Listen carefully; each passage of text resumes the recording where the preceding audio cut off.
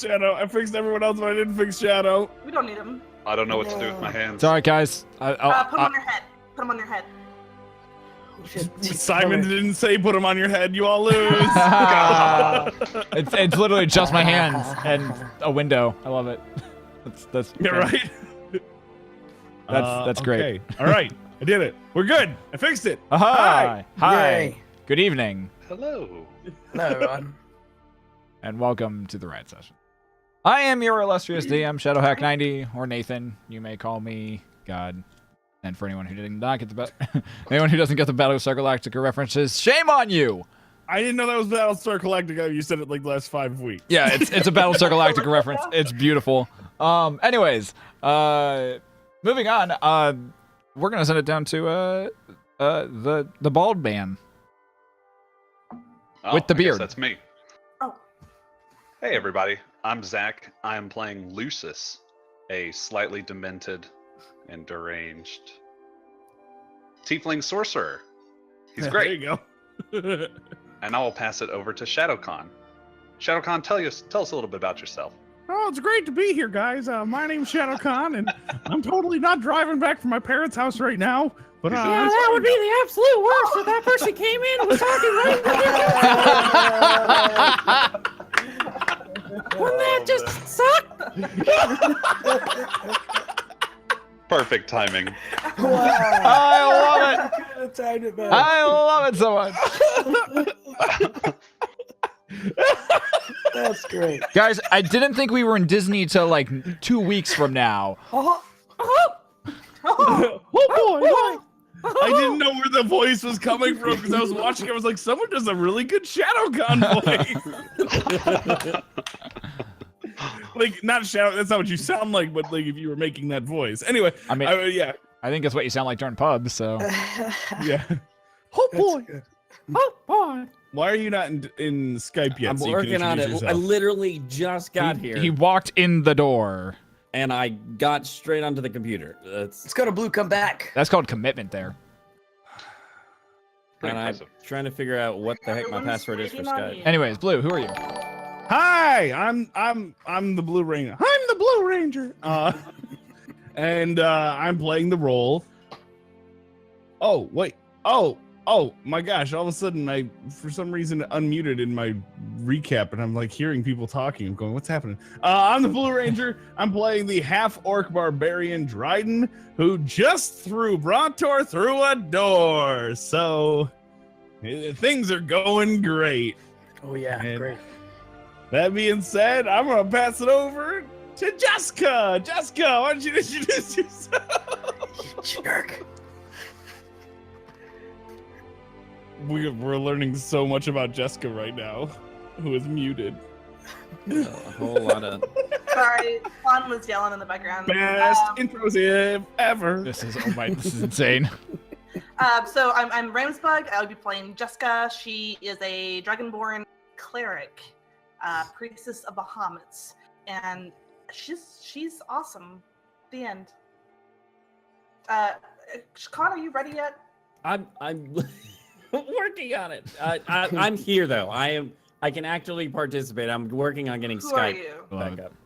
I am ShadowCon. Hi there, everybody. I am a paper mache character right now. Very two-dimensional as a character. But I am Tom Thunderwood. I'm playing a halfling ranger tonight. And I am currently seeing Brontor being thrown for a change rather than Tom, This is true. which is a good thing. So, hey, Jessica. Hey, what's up? Hey, what happened last week? We didn't actually let Brontor introduce It's himself. cool. Hey guys, I'm Happy I'm birthday, nobody. Kat. You don't get to introduce yourself. I'm just and, kidding. I love Cody. He's a great guy. You should all follow him. It's his birthday. Show him love. Send him all the guys, things. I'm Cody Bedrock. I'll be playing Brontor, Jordanian. He's a human blood hunter, and yeah, let's get to it. On to Jessica with the recap. So, last week on the Riot sessions, the Rad Squad faced off against the Battlemaster in the Temple of Cord. The Battlemaster easily outmatched the group, teasing them with punishing swipes of his many blades while asking them what they fought for. Finally, each of our heroes answered in turn. Jessica to protect her friends, Lucius for freedom, Dryden for chaos, Tomp for death, and Brontor for family. Finally convincing the Battlemaster of their sincerity, the fight ends with the Battlemaster sheathing his swords. They pass the trial, and the Acolytes of Cord celebrated. The Rad Squad found an inn in which to drink and sleep. They sought out answers to what exactly they should expect if they were to continue their search for the artifacts in the mines. They learned about 2 dwarf clans, the Emberhides and the NightMantles, that may be able to give them answers. The squad approached the house of the NightMantles. They tried talking their way inside, but they were instantly shot down once they found out that Brontor is a blood hunter. A failed attempt at a Love Actually style persuasion prompts Dryden into action, and so, in normal Rad Squad fashion, Dryden tossed Brontor at the door. So, this week's session is sponsored by Dayman, fighter of the NightMantles, and by Happy Dwarfs Doorknobs. No need to toss your friends through doors anymore with Happy Dwarfs Doorknobs. That was good. There you That's go. good. I like it. that. I like it. We are the NightMantles. I wish that we heard more real life commercials for doorknob companies. Real fake doorknobs. Real fake doorknobs, yeah. Are your doorknobs too loose? Are they too tight? Are you tired of the same old doorknobs that go to places? Come on down to real fake doorknobs. just a bunch Hey of guys, we're doorknobs still here mounted in my on house. walls. We're still here in my house. I made a sandwich, peanut butter and jelly, and we're still selling fake doorknobs. That was commercial. Oh my god. So, Shadow, where you at, bro? oh, I boy. tried entering the call, but it would not connect to you guys. Ooh, Awkward. call declined. Oh, there you go. oh. This time. Yep. Hey! Heyo. Hey. I like how he says that. And Hey. hello. All right. Oh my gosh. Y'all have fuzzies up there? Shit, sure that is. What? All right. Y'all have fuzzies tacos up there? Yeah, no. Okay. I got this when I was in Texas. Oh, okay. I was like, that was a Texas thing. 'Cause they're Yeah, pretty good. I got it while I was in That's Texas. scary. Sorry. When were you in Texas? I'm always in Texas. Leave it at that. I don't want to further. There's a little bit of Texas in all of us. All right. So, Never really Died. leave it. I know that voice. That was Geff. Come back from the grave. God. Someday we'll play the game, Texas. guys. I promise. So if we are all ready and seated and prepared, let's just begin this evening's episode of the Riot Sessions. So, Dryden, as you Ha. pick up, hold on, I'm a little concerned. Everything on my computer is freezing, and I really don't like that. Okay, there we go. It's your turn to have everything screw up. I know, seriously. Oh God. All right. So, you pick up. You end up picking up Brontor, and like Brontor just goes whoa, and you 1, 2, 3, and you just chuck him. Brontor goes flying forward, fist straight out in the air, tears just streaming out of his eyes. This piercing scream going through the air as his mouth is just hanging open as the scream is just piercing throughout this entire portion of the outer city. However, your aim's a little off, and while you're about 20 feet back from the door, you end up throwing him with such force that you end up actually throwing him into towards one of the windows that is just off from the main door. Brontor, Yeah.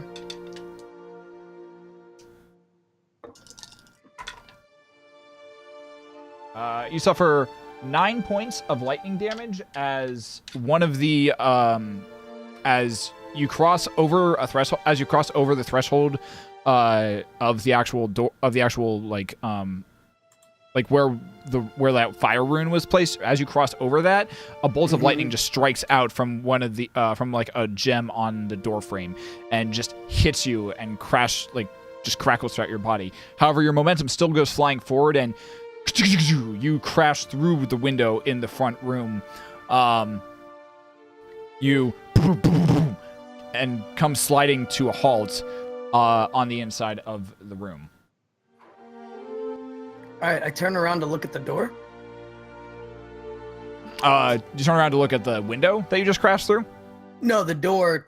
I was gonna try to see if there's like a deadlock or something I could just open up and let that in. Okay, well, you're... Since I'm inside the house, right? Okay, as you look around, you actually are not in, like, a main hallway. You're in a, what appears to be almost like a laboratory of some form. Like, there's, like, tables on one side. There's a fire burning underneath, like, a small beaker with some bubbles coming up underneath it and, some purple smoke kind of drifting and wafting off of it. You kind of push yourself up off the ground and look around. You see on some of these tables there are what appear to be circles of the arcane nature, inactive at the moment. All around on the walls there were just beakers and vials filled of what appear to be just either like frogs or eyeballs or just these very odd other ingredients that someone who is casting spells consistently might need in this area. There's a very pungent smell of what almost smells like sulfur and just the general fragrance of like burning things that probably should not be burned. As you kind of glance about through the room, though, there's a little bit of motion that catches your attention, and you hear this "eep," and just out of the corner of your eye, something flashes behind the main desk and table that's in this room. I say hello. Is anyone over there? What are you doing? Who are you? We need your assistance. Who is we? There's more of you? No, I mean, from right now, it's just me. It's just you. My friends are outside. Why are you here? I was thrown. I'm sorry, what? I was thrown. Some large being threw me through a window, and I ended up here.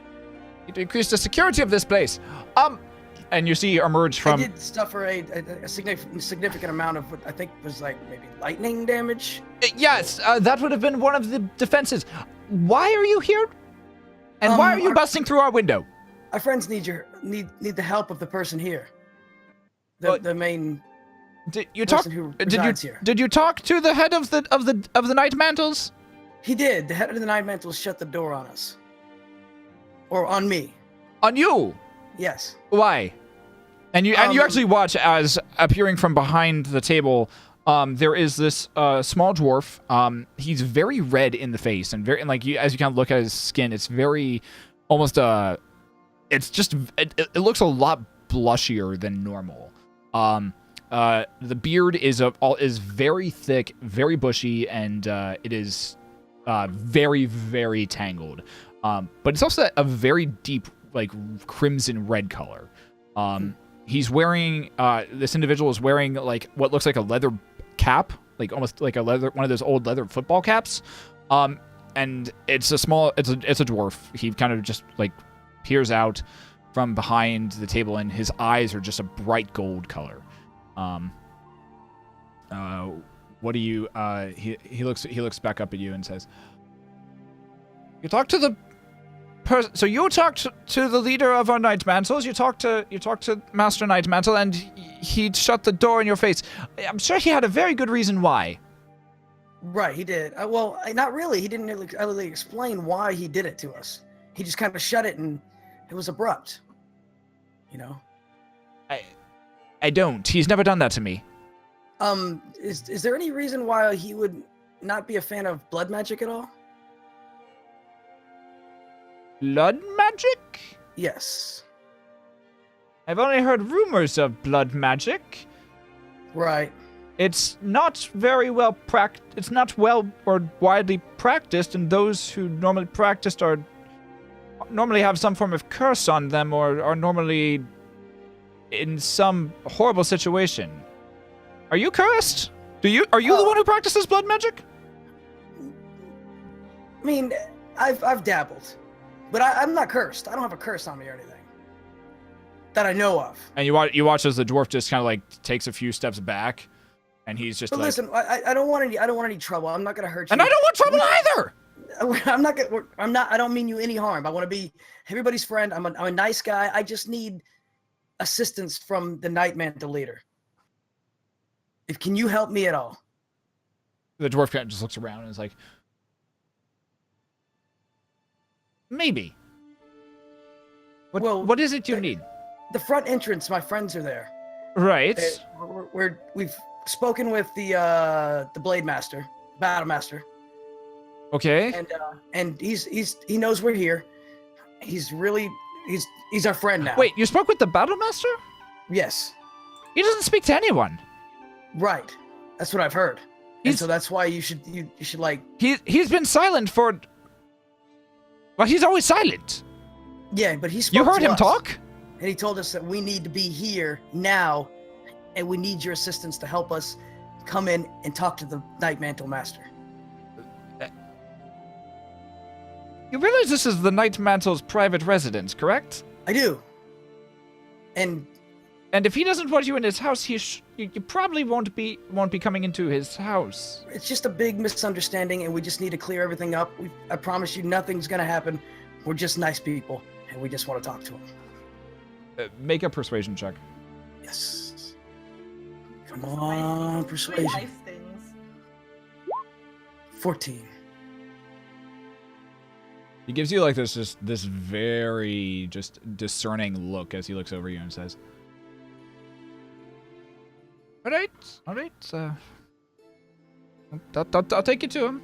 I'll take you to, or at least let's go out this way. And he kind of walks over to the door that is that's on the other side of the room, and he kind of opens it, peeks out it, and just says, "Okay, let's go."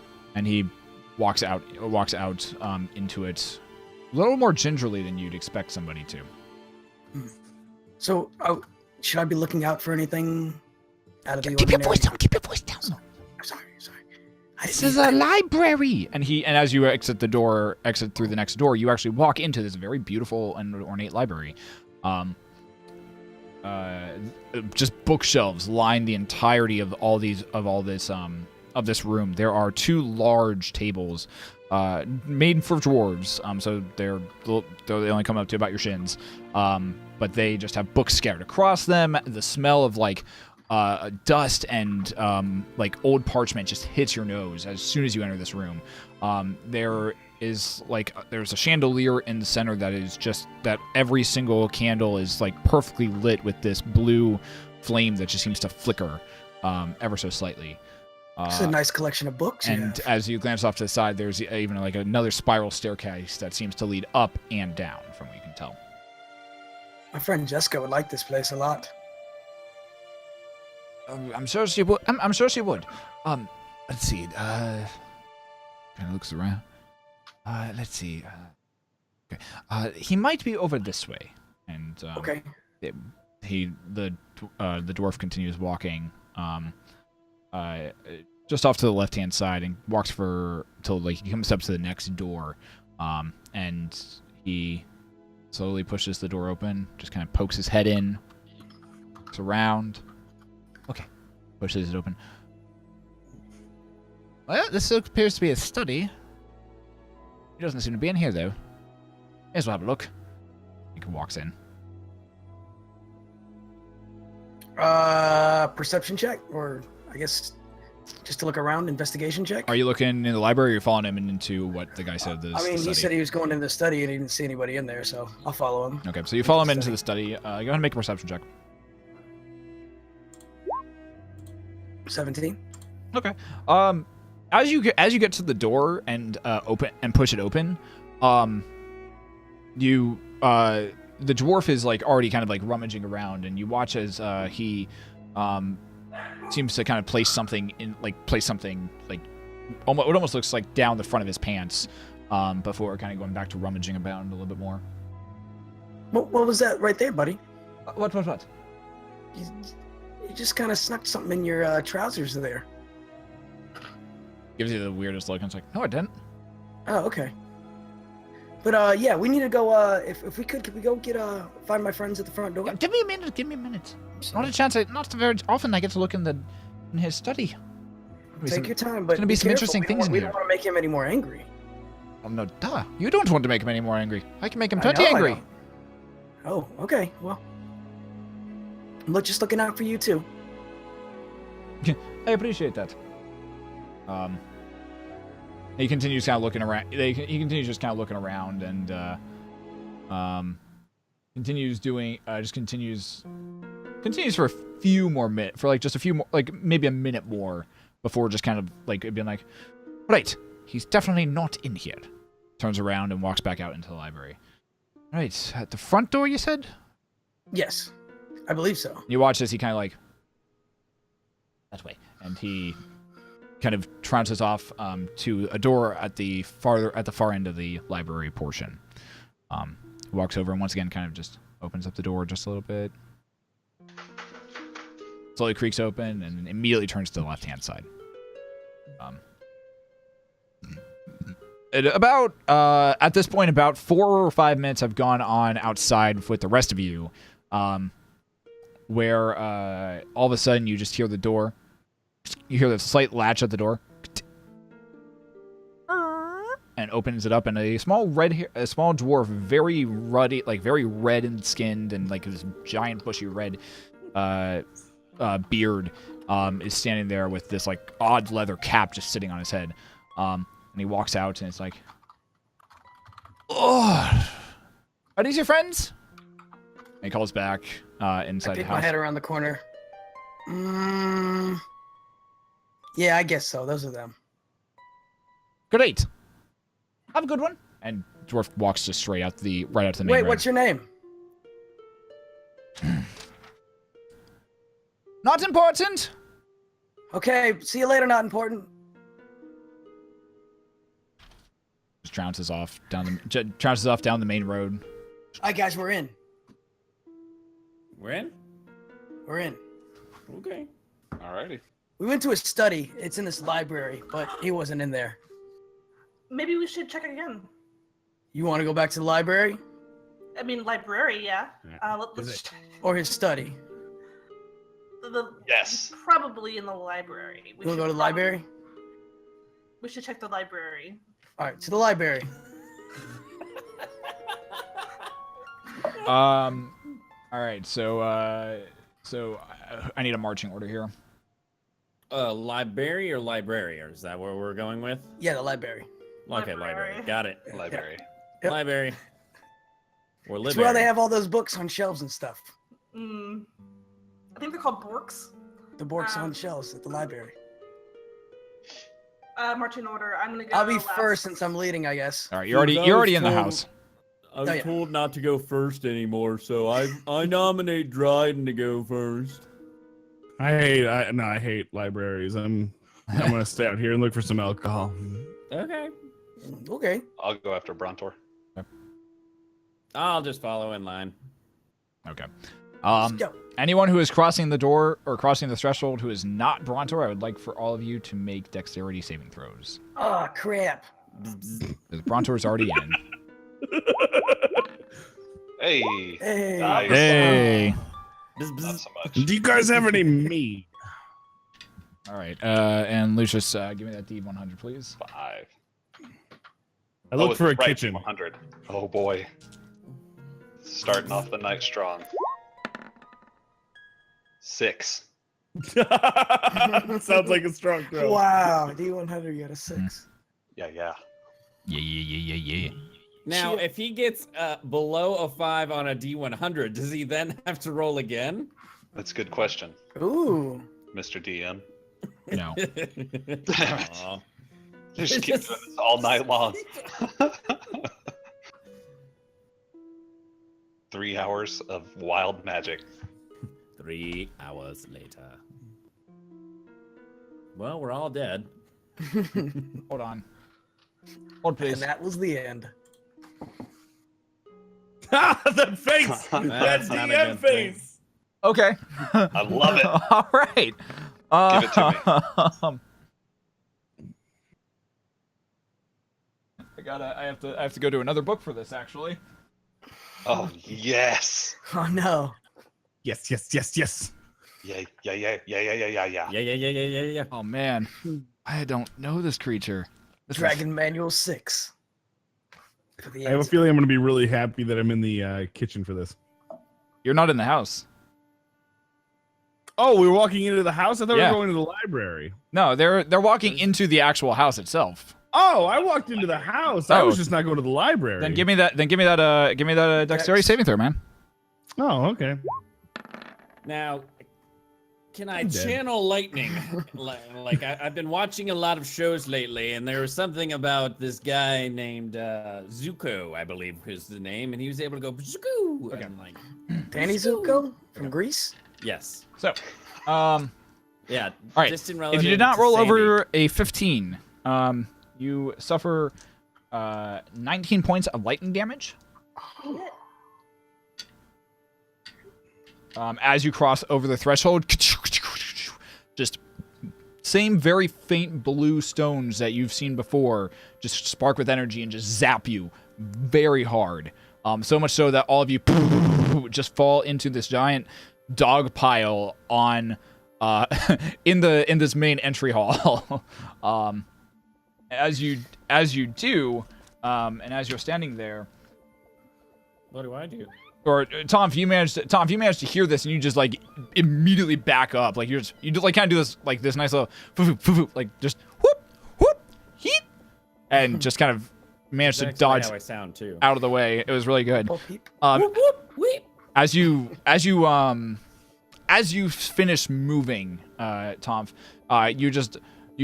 you're standing back behind or back still in front of the door outside of the house, and just staring at this steaming pile of and oddly enough, the smell of burning flesh fills your nose, of your allies currently laying on just barely inside the door, like pretty much like just crossing the threshold of the door, and you hear this slight popping sound right next to you, and then you hear Mipo, Soka, Mindo, Mia. You look down and you see what appears to be this spherical, almost clockwork mechanical entity that has two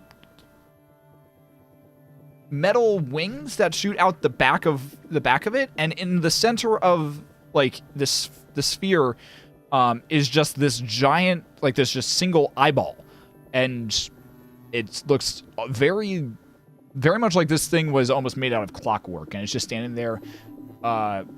It's two very spindly arms out, like kind of just hanging down to the side. Its spindly legs don't even look like it should be able to support it.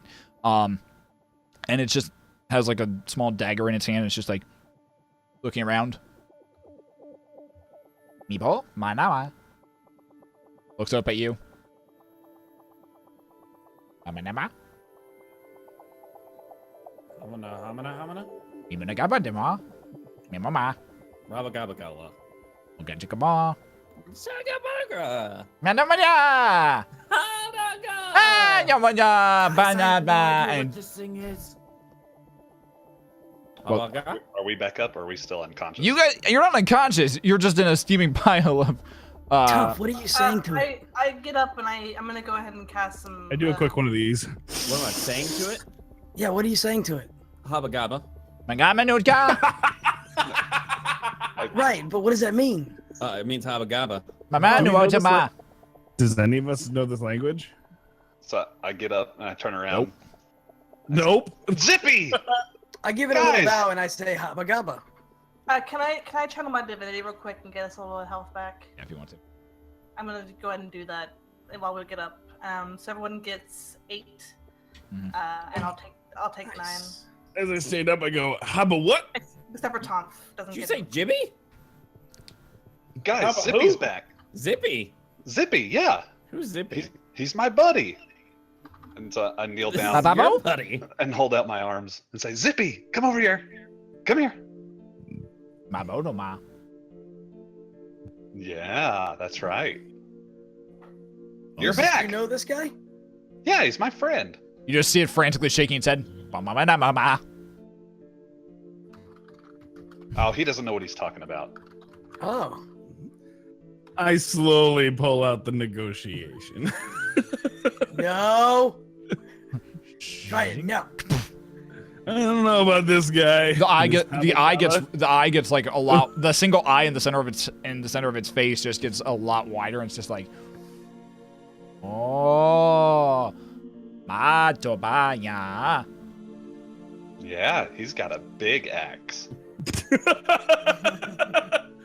I just go haba gaba. It's haba gaba. Then there's this, as it kind of as like a small amount of smoke just kind of poofs out and from it, and it just disappears. Did you just like fart on me? What the hell was that? He's gone. Dude, it You just got happened part to of us. Don't worry, he'll be back. Haba gaba. Okay, so that happened. So Brontor is still inside the house. The rest of you are still outside of the house. Cross the threshold, right? Wait. Or did it just fall You're like flat? right at the threshold, and you start hearing this crackling sound again. So we didn't get through? All right, I'm just gonna misty step into the door. Oh, well, I know how to get people into this house. So help me God. I run. Tom, Didn't as you get in? Tom crosses the threshold. Lucius crosses the threshold at this point and actually gets in next to Brontor. So they just ran. There's this. So So I go. I run Okay, in. you get in. I cast Sanctuary on myself Okay. and go through. Okay. As Jessica casts Sanctuary on herself and runs through, a lightning bolt comes down, hits her, and then ricochets straight at Brontor. Sorry, buddy. What? I didn't have anything to do with this one, Brontor. Do I get a save? 8 points of lightning damage. Yeah, I just got 8 points. As Call that one. You As call that- that breaking evil. as your entire body seizes and you and just right down onto the floor. Waka taka. And I go stand over the top of Wabba-gabba. Brontor, like straddling you and going, "You all right, buddy?" No. You hear a voice come down from the top of the stairs. What's that infernal racket that I'm hearing? And you see the same very old dwarf with the staff coming down the stairs as he looks down at all of you and says, I want to cast Thaumaturgy. Thaumaturgy? "What are you doing? What are y'all doing? What are you all doing in my house?" I want to create small tremors on the stairs. Do it. Okay. So as he's walking down the stairs and he's kind of landed on this main platform, and it's a grand staircase. Like this, it's not just like a small amount of stairs. This is like a grand staircase that leads up to a single platform and then cuts off onto both sides and wraps back up around. As every time he takes a step and plants his staff, there's this. He looks down at you and says, "Oh, I've used that trick on my grandson every time he farts. I thought I told you I didn't want to speak with you anymore. What are you doing in my house? This is quite rude." It was a mistake. I know that you have a hang up on what I've experienced, but I promise you we have no harm that's gonna come to you, or we have no malice towards you. We're just here to talk to you. I'm having quite a hard time with that. I don't trust you. I don't trust any of you. I think we're. Here you after come the barging same into my thing. house. I mean, you guys want to know what the creatures are in the caves, right? And we're we working want- on that. Yeah, we want to help you acquire more of them. We could be pretty proficient at killing creatures. Research and development. Or Sorry, keep them guys, I alive. spaced out. What are we killing? More of those creatures in the mines. Cave things. Oh yeah, I'm down. I need for Lucius to make a persuasion check. Yeah, here. you do. Do it. Yeah. Oh, hey, you know what? I'm gonna take my wild magic, or I'm gonna take my reroll here. Yeah. Do you want me to roll a d100? No, you're good. Okay. I mean, because you could make me when I used. Actually, yeah, for shits and giggles, let's do it. Do it. God, don't do it. I like these. These are fun. 56. Ooh. It's more than half.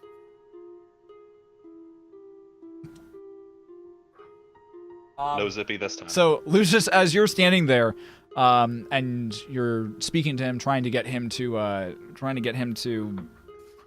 and explaining kind of your plan of going down into the mines and killing things, you feel a slight breeze on your head. The rest of you watch as Lucius is speaking, what can only be described as a waterfall of black hair drops down from his head. From Zach's head. Leaving From Zach's head. from Lucius's head.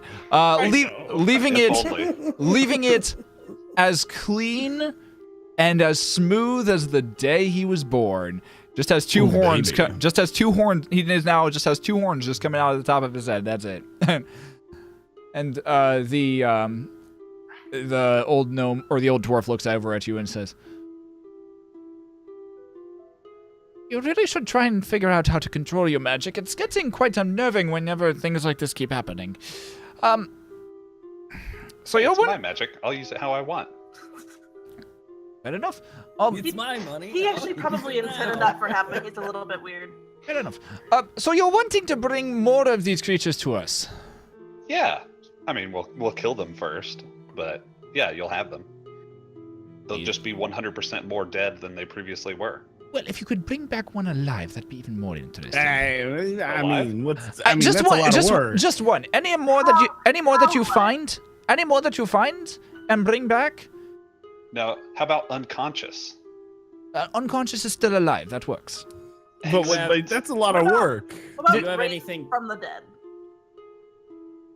Didn't We do wait. something No. last time? We've already been through this. I don't think I want to fight a absolutely not. demonic. You try to raise anything creature. else from the dead, I'm gonna end you. We could bring them dead and then raise it here. No, we can't. Do you not remember what happens what in happened this to town the when guy you in the raise pit? things from the dead? And then we can leave. So No, we can't. We can't leave them with demonic dead What people. happened to like There's peace, some- love, and taking care of Muhammad everybody? would not be happy with you. No, right? Muhammad is shitting bricks right now. Mr. Beard Guy, do Yes. you have anything that we could use to trap this creature? I'm so smart. I'm a hunter type. He looks down at you and says, "Well, you still haven't actually taken the contract." Anyways, right. All right. I'm just asking a question. All right. And he kind of starts walking down the stairs. Boom, boom, boom, boom, boom. All right. So, you can bring us back one alive. That would be fantastic.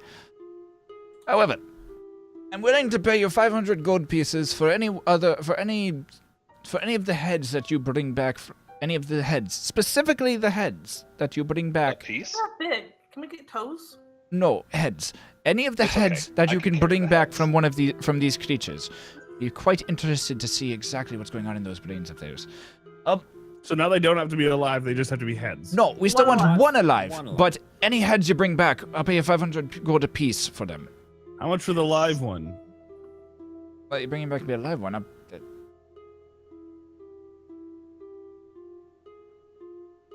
12,000 gold pieces? For one live one. It's gonna be really hard to not kill him. What about 2,000? No, No, we want Wait, 12,000. no, we'll take 12,000. 12,000. Jessica, We'll take 12,000. No, 20,000. You Don't are listen the to her. worst Jessica, you are done talking. You are the worst Just- ambassador. I want to redo that thing we already learned we can't do, and I want to save them 10,000 20,000. gold.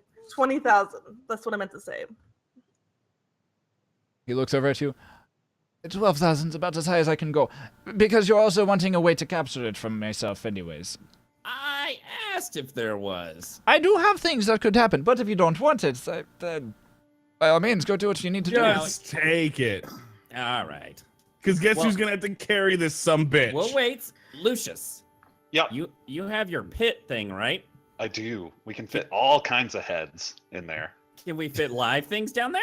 I had the Well, I've put live things in there before, and Come They- back live?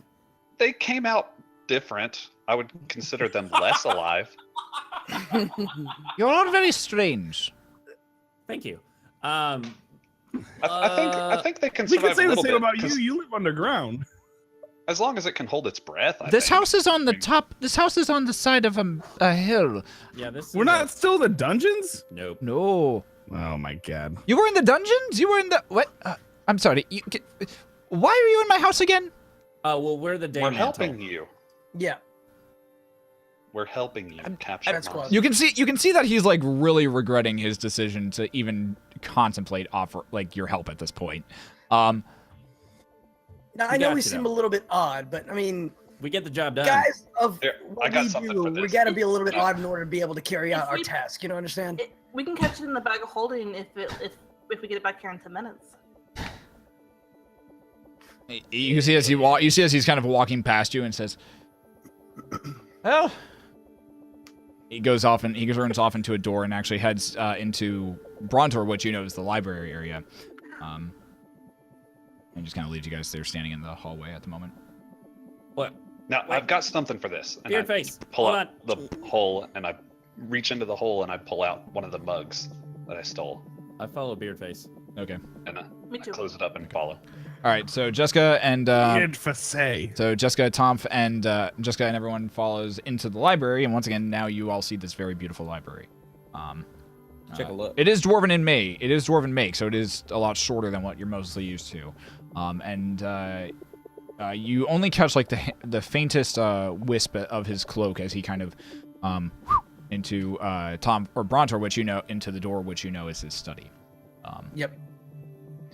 And I say to everybody, this is the library. Is it pretty- different than a library? No, No, it's the it's a same thing. library. That's what I've been saying. And you kind of hear this clang, clang, clang, clang come from the study, and you hear this. God fucking damn it! Oh, where did I put that? Where did I put that? I stay in the library. I start looking at books. Someone else has been in here before. I peek into the study.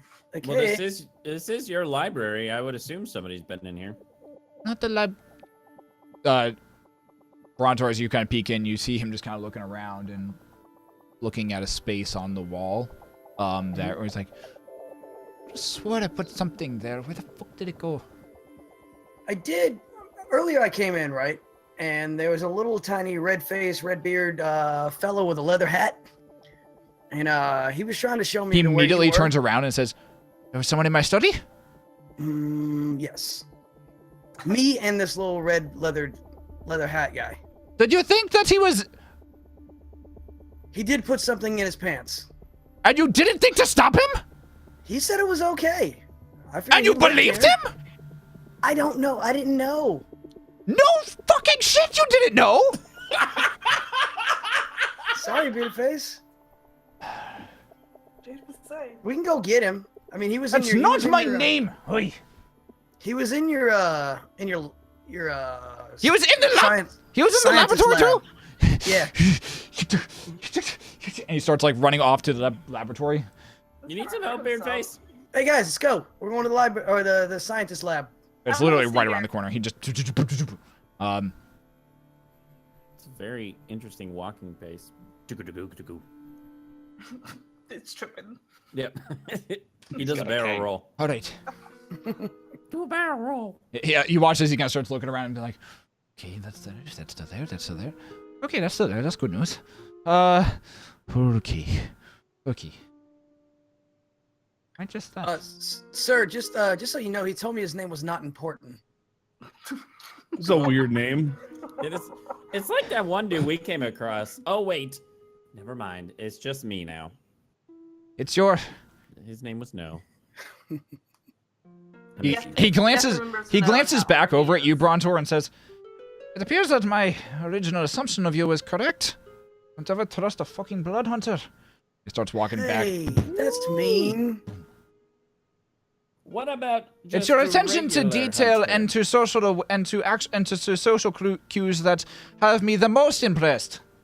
Does he walk across like when he comes back? Does he walk across where I'm standing? Oh yeah, he walks right past you. I put my foot down to trip him. Okay. As you place it down, he just does a little hop and just keeps walking. Dang. So we gotta find this leather hat guy. Where is he? I Is don't he hanging know. out here all the time? I don't know. It's more that I'm more disturbed at the fact that I've had 2 intruders in my house in the same day. Hey, Beerfuse, You need more security. Not have my a- name. do you have a section that's not biology and body parts related? It says Your not library? an open library. It says my personal collection. So you would know then. Yes. When he walks back in, I'm Where gonna your- just be where- reading a random book.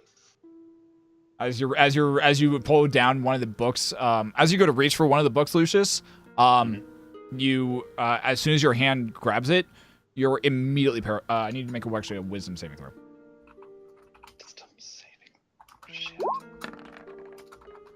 14. You're immediately paralyzed. Oh. Okay.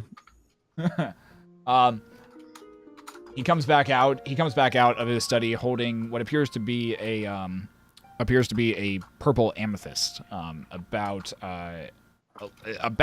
fist size of, and he kind of walks out. He walks out holding it and says, "Can't believe I'm giving this to you. You intrude in my house, but the scientific research comes first." And he tosses it over towards Dryden at this point. And Dryden, you catch this. It's it's more of a dwarven fist-sized amethyst. And he holds that up to you and says, as you hold it, he says, That'll help you capture something alive. You just simply need to touch it to the entity that you're trying to capture. You need to make sure that it and hopefully all goes well, it should be sucked into the gem itself. I don't know what I'm supposed to call this, but I'm gonna call it a Pokeball. I have no idea what that is. I don't either. Call it what you want. Theriston would know. I'm Ask missing him. Theriston. Polka ball.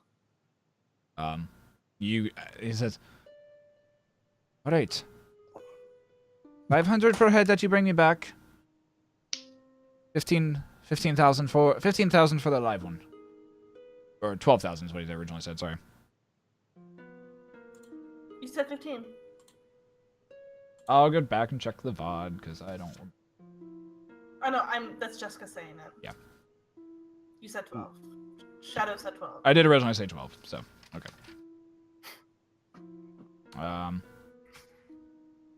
And 12,000 for the live one, if you bring it back alive. 15 then, right? I mean, Who we're gonna is have our 15? own cost of like getting our weapons sharpened. I think that's the thing. 13 and a half. Buying bullets. Oh wait, Geth's dead. Potions. We'll probably need some of those. Like, we have our own expenses here to make sure that we don't kill this thing. And that's on you. I've already helped you with what I can. You're a All right, good 12. man. You're the ones breaking into my house. For the good of the world, Says who? says Bahamut. Says you. I think you're long past Bahamut at this point, Jessica. Yeah. Now. And then as he walks past Lucius, he just says, "That's why you don't touch other people's property." And he waves his hand, and you immediately unfreeze. God damn it! Guys, these books are dangerous. Now, if you wouldn't mind, get out of my house. Wait. He stops at the door. Can you make sure that the door doesn't hurt us on our way out, please?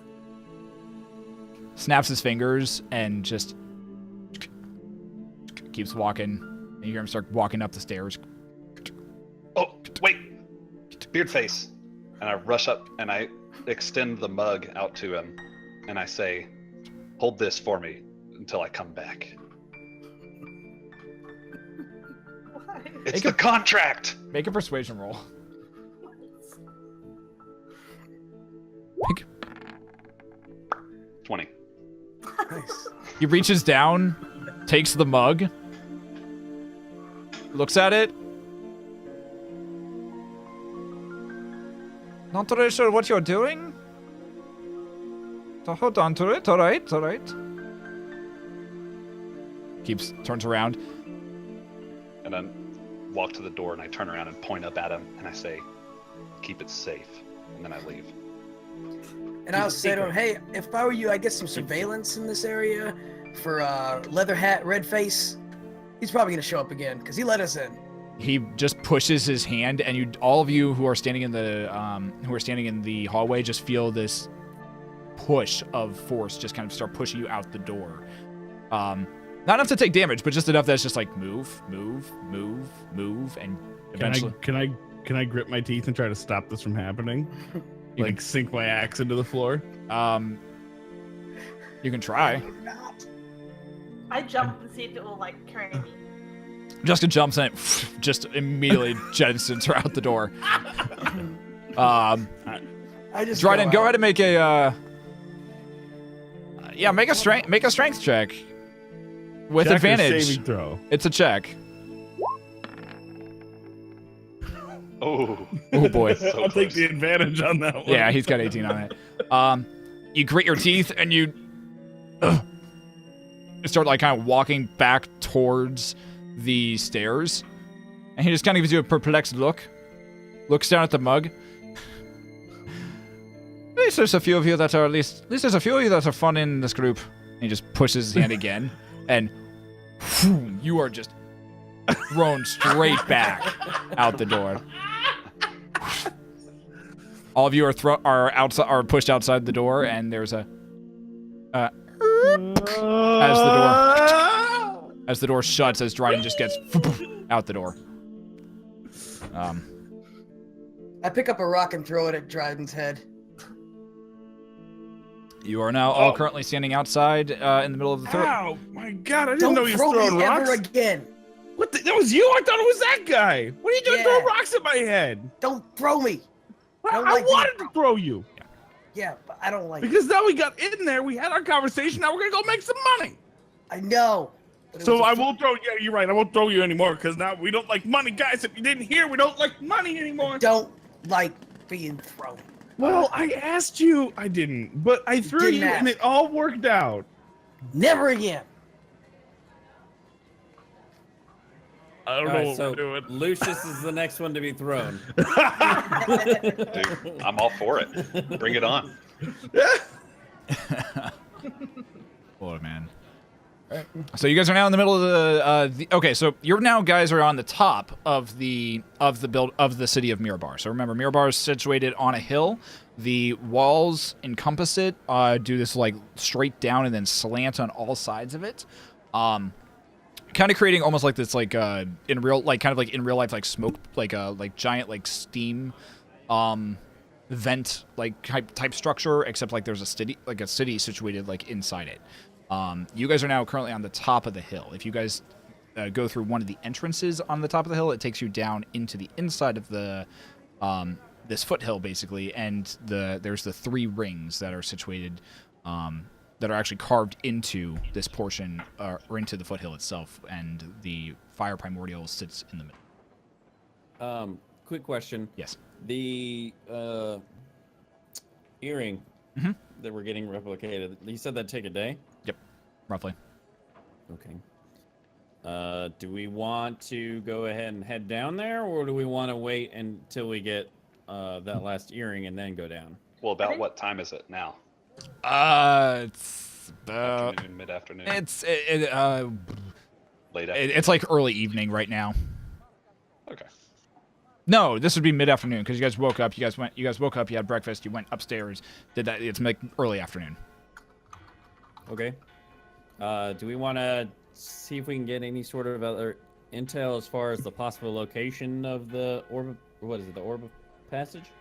Well, I was hoping to find something in that dude's library. Well, we could Yeah, see no, if those there's books are dangerous. we could see if there's another library here. Is that where berries are grown? Library? Um, Yeah. They're not truth berries, they're lie berries. Yep. I can't even right now. Bookberries. Bookberries will work too. Let's find We can get some bookberries. bookberries. It's all the same to me. I guess I look for someone to ask on the street. Okay. Glance around. The first person you see is there's like a pair of like human males who are currently carrying some form of bags. Who are carrying some form of sacks over their shoulders, and they're just walking kind of along. Hey guy, along the I street. like your sack. Come here real quick. All right, who are you? What do you want? Hi, I'm Jessica. Hi. Curious, is there a library nearby? Or a library, we're looking for both. Yep.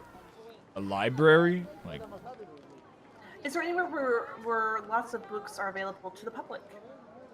Like a school? know anything? You know any place? You know any place like that? I don't. That's why we're asking you. Thinking.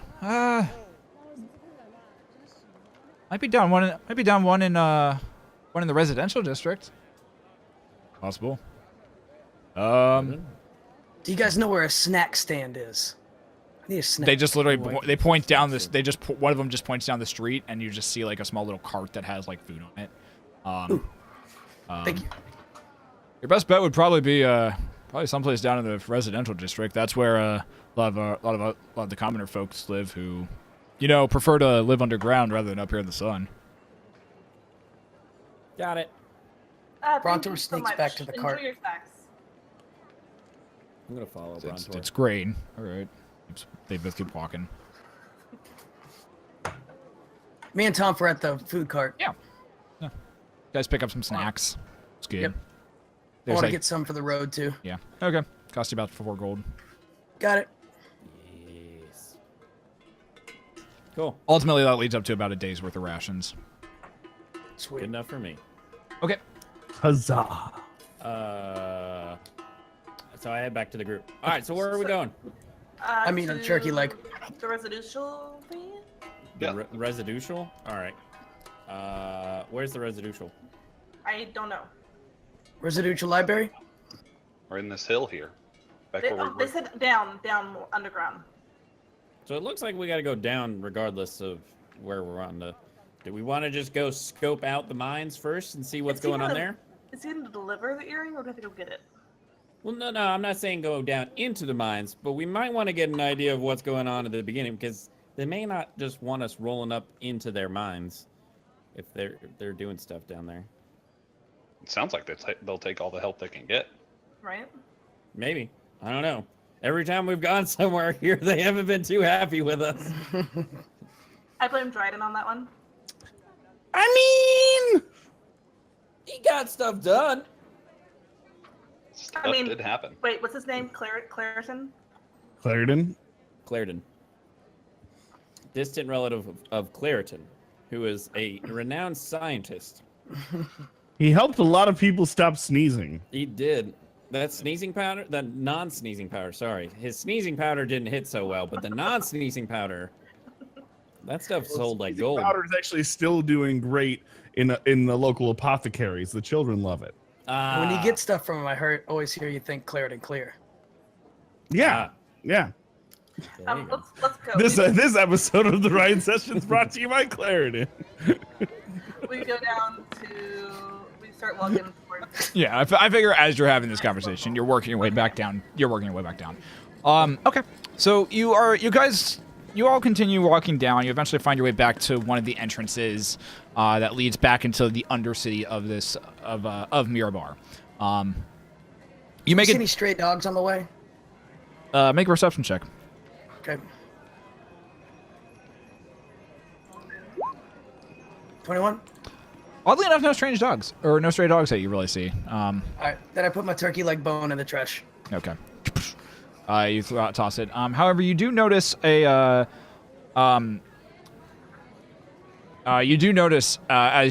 you get down into the residential district, and it's the first ring that is basically the perimeter of this underhill. You do notice that a large crowd of people seem to have kind of gathered closer to the edge closer to the edge of the inner ring that where that immediate drop off down to where Magmara is. Hey guys, look at that. Check a look. Let's go take a look at what those people are doing. Yeah. Okay. Check a look. Let's check it. As you approach, you hear. As you approach, what you end up hearing is what can really only be described as angry mob jeering and yelling. You hear people shouting and going, "Ah, bring out the traitor! Bring out the murderer! He's horrible! He killed my husband! He killed my son! Bring him out! Bring him out!" Dryden, what did you do here? Clarendon, you may want to hide back a little bit. I'm just gonna hide a little bit. I start stealthing a bit. I want to Lucius, touch Dryden's armbands in an elvish. Speak the word for change. Okay, so you touch Dryden's armbands. Dryden, make a perception check. I perceived nothing. And Lucius, make a sleight of hand check. Yeah. You just go. Oh yeah. Yeah, easy enough. Right back down into a snake. It's for the best. It's for the best. Over here, you can ride on my shoulder. Fine, I'm just trying to be nice. Sassy snake. Static neck. As Dryden's doing this, a pair of boots just come right next to his head and just seem to keep running. Another pair. I pick him up. You still want to be on the ground there, Dryden? Or you want to come up here? I pick up Dryden and hand him the top. All right. There you go, buddy. Okay, so as you all approach and actually start like kind of getting into a bit of the crowded area, I need a wet willy. That's gross. Dryden, stop licking Tom's ear. A wet drug.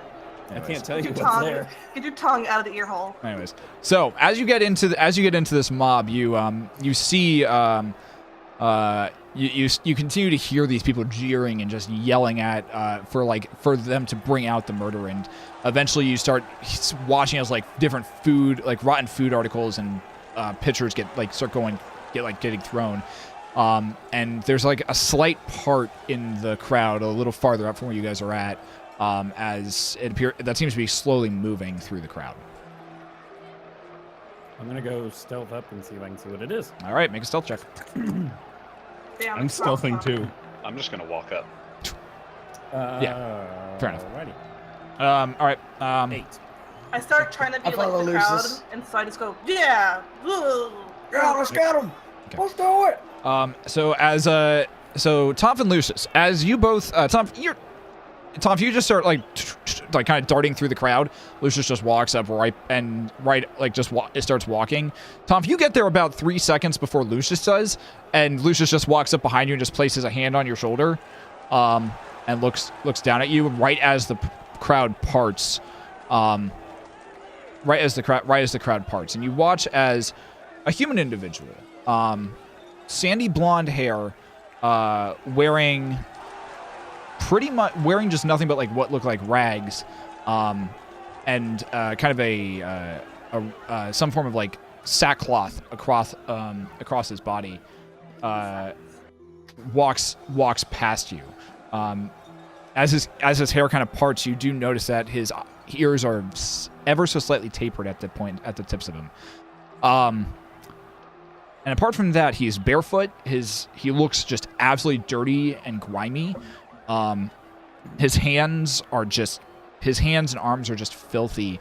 But his face is very set and almost kind of resolute to an extent. And the only other thing that is of note of him is there is a slight pendant that is just kind of hanging from his neck and just kind of swaying with every step that he walks. And I'd like for both of you to make perception checks. I was gonna say, do I know what the... Do I make one? 14. Yeah, Dryden, you can make one as well. Yeah. Now, is it 5 or less or less? Oh, than let's 5? go! I perceive so much. It's 5 or less in low intensity, and it's 10 or less in high intensity. Okay. There you go. 51. 51. Yes. More wild magic. Wow, a lot of wild magic going on tonight. I make my way up to Lucis and Tomp. Yeah, okay. Yes, my scaly friend. And then I hear you. What do you say? As I'm grabbing rotten vegetables and stuff and throwing it at the guy, Okay. because it just seems like the thing to do. All right. And Jessica is right there with you, just throwing them with the best I'm of not them. throwing anything, but I'm just going. Just- You're just screaming and yelling at the same, like kind of. Rabble, rabble, rabble, rabble. All right. Where is the? There you are. Nope, that's not it. There we are. What does he get? 50 what? 51. I'm a bad thrower, so yeah. 51. Yeah, cool. Okay. Lucius, you feel around your body this just kind of like this almost extra protection kind of seem to just flow around you for the next few minutes, and as the crowd kind of parts and this man walks past you, a single piece of rotten fruit, like almost an apple, what you're guessing, kind of just you feel something bounce off your head, but it doesn't actually hit your head. It just boom, and just kind of skids off your head and goes right into the man's face, and it just kind of lets it hit and glances over in your direction. Lucius, Tomf, Dryden, and Jessica, and Brontor as well. As all of you approach and take a look at this, or see this man, mostly, well, actually no, it's just Tomf and Dryden who notice this because they're the ones who are really looking and pay attention Wait, for this. I'm confused now. It's just Brontor and Tomf who notice this to start, or not Brontor, Tomf and Dryden. Sorry, I can't talk tonight. Tomf and Titan just notice this. Everybody notices except for Lucius. The pennant that's swinging around his neck is a symbol that you all very much recognize. You see it on a daily basis, as it is the same symbol that hangs from Jessica's staff. What?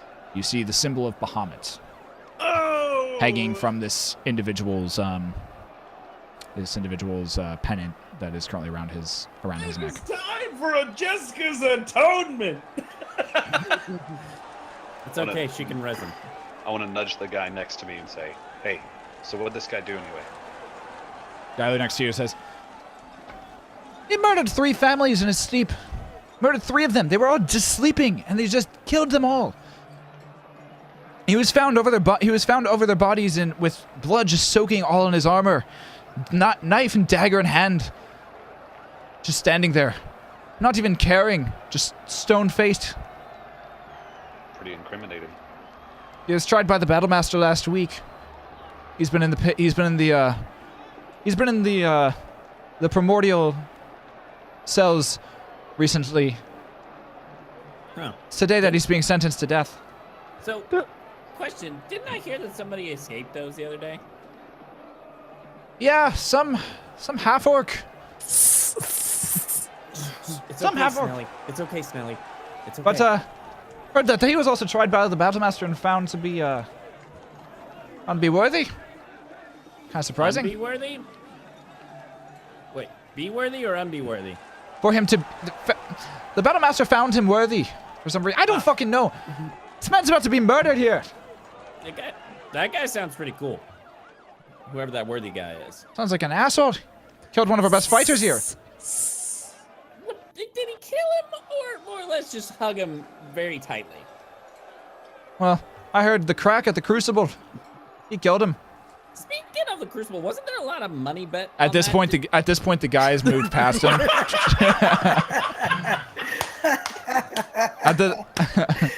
And like the crowd's kind of separated all of you at this point. Don't like that guy. Are you guys following the crowd, or are you guys gonna just kind of stand and wait for it to pass? Sure, I'll follow the crowd. Yeah, why not? I don't have a whole lot of options here. Fair I enough. want to cast Minor Illusion and conjure up a bag of coins and hand it to the guy that gave us all the information. And I want to say, "For your troubles," and then walk away. Following He, as you drop it, he just tries to catch it, and just his hands just pass right through it. It's just like, I want to catch up to the rest of the guys. yeah, you catch I'm up. gonna hang back just a little bit, just in case we need there's like something that happens and we need to get out of here. Uh-huh. So I'm gonna hang back behind the crowd, just in the back, just to make Yeah. sure that everything's okay in the back. Okay. Yeah, you do. Snelly, are we following this thing? 1 is for yes, 2 for no. Snaley. Snelly. Okay, we're going. He still has the ear thing, right? Yeah. Yeah, but I don't. But you're all standing like right next to each other. And I'm in his bag. Yeah. Yeah, he's So- like right here. As you follow, you start approaching the edge of this ring. The edge of the ring that seems to drop down into where Magmar is normally is at. And as you get closer and closer to this, following the crowd and this mob, you eventually notice that they seem to be heading in the direction of what appears to be a wooden platform that just ends out over the actual hall, just off of where the ring actually drops off and ends. The mob keeps following him, and he climbs. You watch as eventually the individual who is chained at the hands and at the ankles, climbs up. Cling, cling, cling. Guys, I think we need to save him. He gets to the center. died. He gets to the center of the. I mean, he did kill a bunch of people. He gets to the center of the platform and turns around and stares out at the crowd. If he's a follower of Bahamut, he did not kill anyone like that. Now, Well, we don't know if he's a follower. He could have stolen that pendant. now you say crowd. How big of a crowd? Like 15 feet, 30 They feet? wouldn't- Like 80 people. minimum of 200 people. Oh. Like it's a They pretty wouldn't big let crowd. him keep something that he stole, though. Well, they don't know if he stole it or not. You watch as Would you go and tell somebody that you stole a pendant from somebody? as another individual climbs the platform and steps onto it.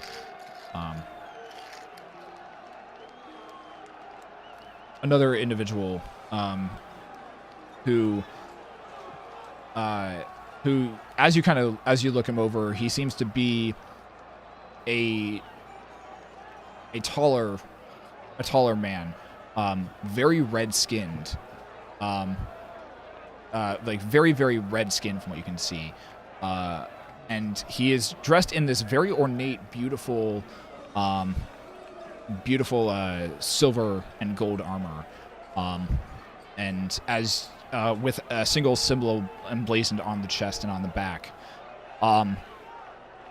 which is also the symbol of Bahamut.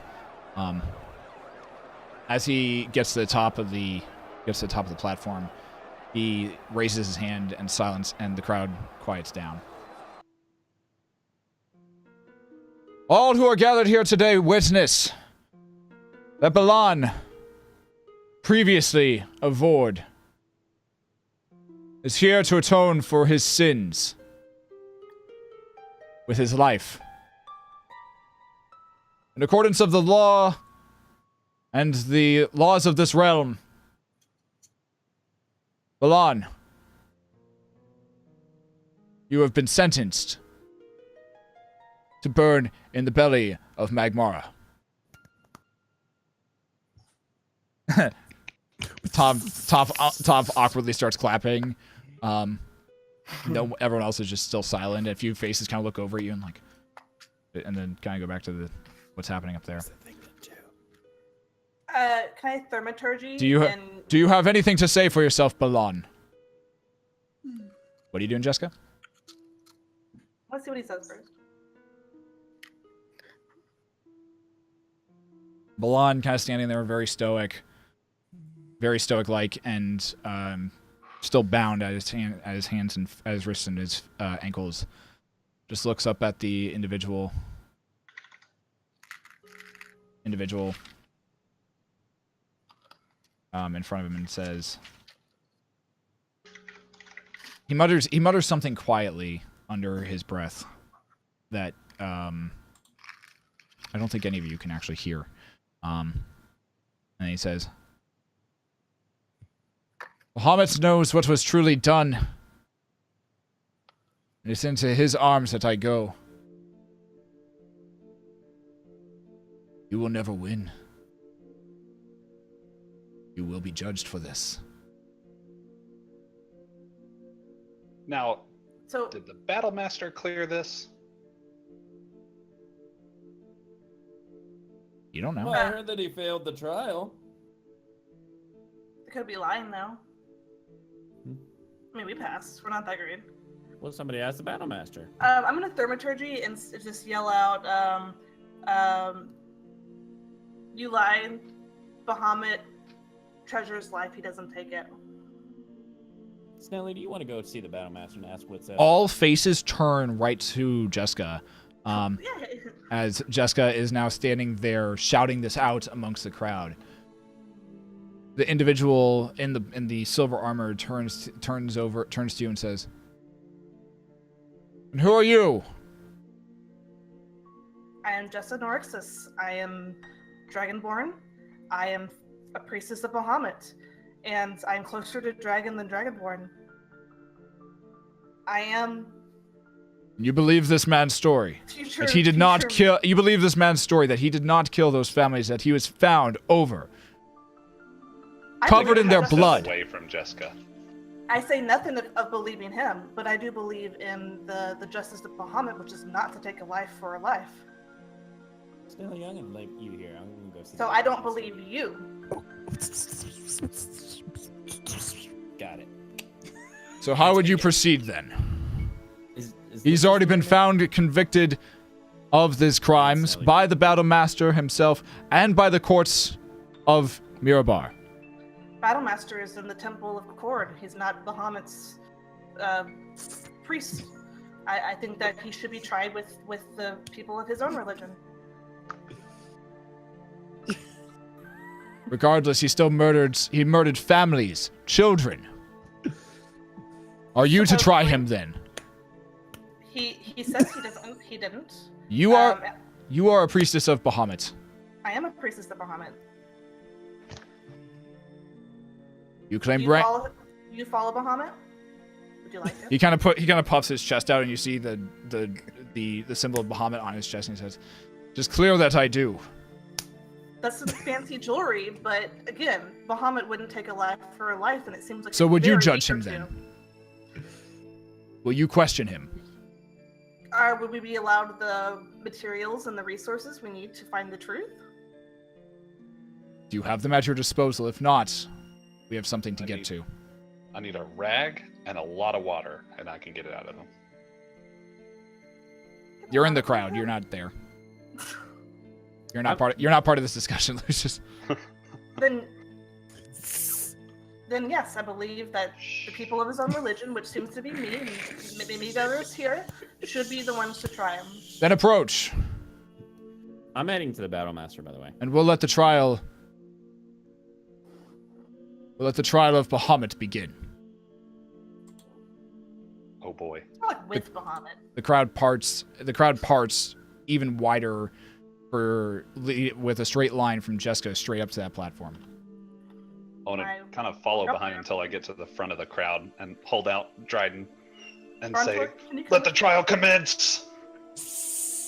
Say what? Can you come with me, please? Yeah, I'm at the back of the circle. So if you guys, You're come not. all I the was way- about to say you don't see Bronto anywhere in the crowd at I'm this at the point. very back of the hole. Oh, you I- over the earring? Okay. Oh, Ronford, can you come up here, please? I need security. yeah, on my way. All right. So I sprint through Yeah. all the way up there. Fire up Excuse my me. hammer. Pardon me. Excuse me. Pardon me. Excuse me. Get Pardon me. out of Excuse the me. way! Okay. I'm Coming through. So when I get there in non-thaumaturgy, we need a quiet place to conduct this trial. Is there anywhere nearby? We'll conduct the trial here. He's already been found guilty by the Battle Master and by the courts here. It's really hot here. Is there anywhere with the? He gives you the weirdest look as you say that. You're a dragon. Maybe it's just nerves. Well, do Do you believe in the power of Bahamut's magic? I thought you were going to say a thing called love. I believe that Bahamut is the divine and is the protector of all that is just and good in this world. So if I were to, what can't I, the freaking word? Compel, there we go. If I were to compel the prisoner to speak only the truth and tell his story, would that go down as truth? Make a persuasion roll. Ooh. Moment of truth time. Ooh. Ooh. At this point, Brontor's kind of reached the foot of the stairs at this point, to the platform. I'm here. I'm here. He looks over at you and says, "We'll see. We'll see what he does. See if he tries to resist." I can't take we'll see, because if he says one way or the other and you choose to still believe what you believe. We'll see if he resists. Oh, okay. I misunderstood you. Okay. Do you, Balan, accept and are ready to submit to the questioning of this priestess of Bahamut? He sits there. He sits there. He actually kind of like kneels down, goes into a kneeling pose, which Jessica, now you can see he's standing, and as he sinks down to his knees, he's kneeling on a trap door, a door that like a trap door that seems as though it would drop out from underneath him at any, like potentially at just the pull of a lever. He sits there and says, "I do." And he looks up. Right. He looks up into your eyes, and my fate is in your hands, Dragonborn, and the glory of Bahamut. Your fate is in Bahamut's hands. So I actually prepared this spell, thank goodness. Zone of Truth. Zone of Truth. I take out a pack of crackers that I got from the snack stand and start eating them. I'm gonna just real quick, to Dryden, because he has the ear thing. Mm-hmm. Dryden? Any I guess only yes or no's. Are y'all at the Battle Master yet? 2 for no. Was that one long one or 2? They are not there yet. Okay. Dryden's not going though. Wait. I can't say that. No, don't say that. I know. That's why Lucius is holding a snake up in the front. Pet the snake. Pet the snake. Do I notice the snake? Make a perception check with disadvantage. I was gonna say Because you're a little preoccupied at the moment. You're a little more preoccupied at beginning the incantation, setting out, and using the materials that you need to create or to activate like this spell. Yep, totally think he's with Tom. Okay. Totally. It's okay. All I could say to her was,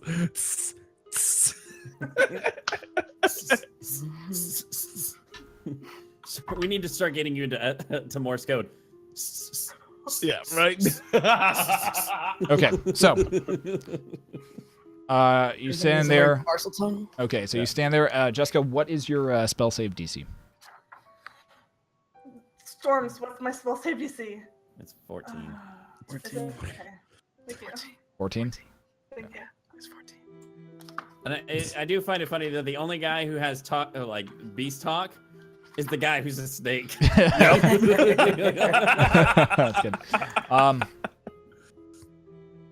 right. So he knows exactly what he's saying. I know exactly what I'm saying. Yeah, exactly. All right, so,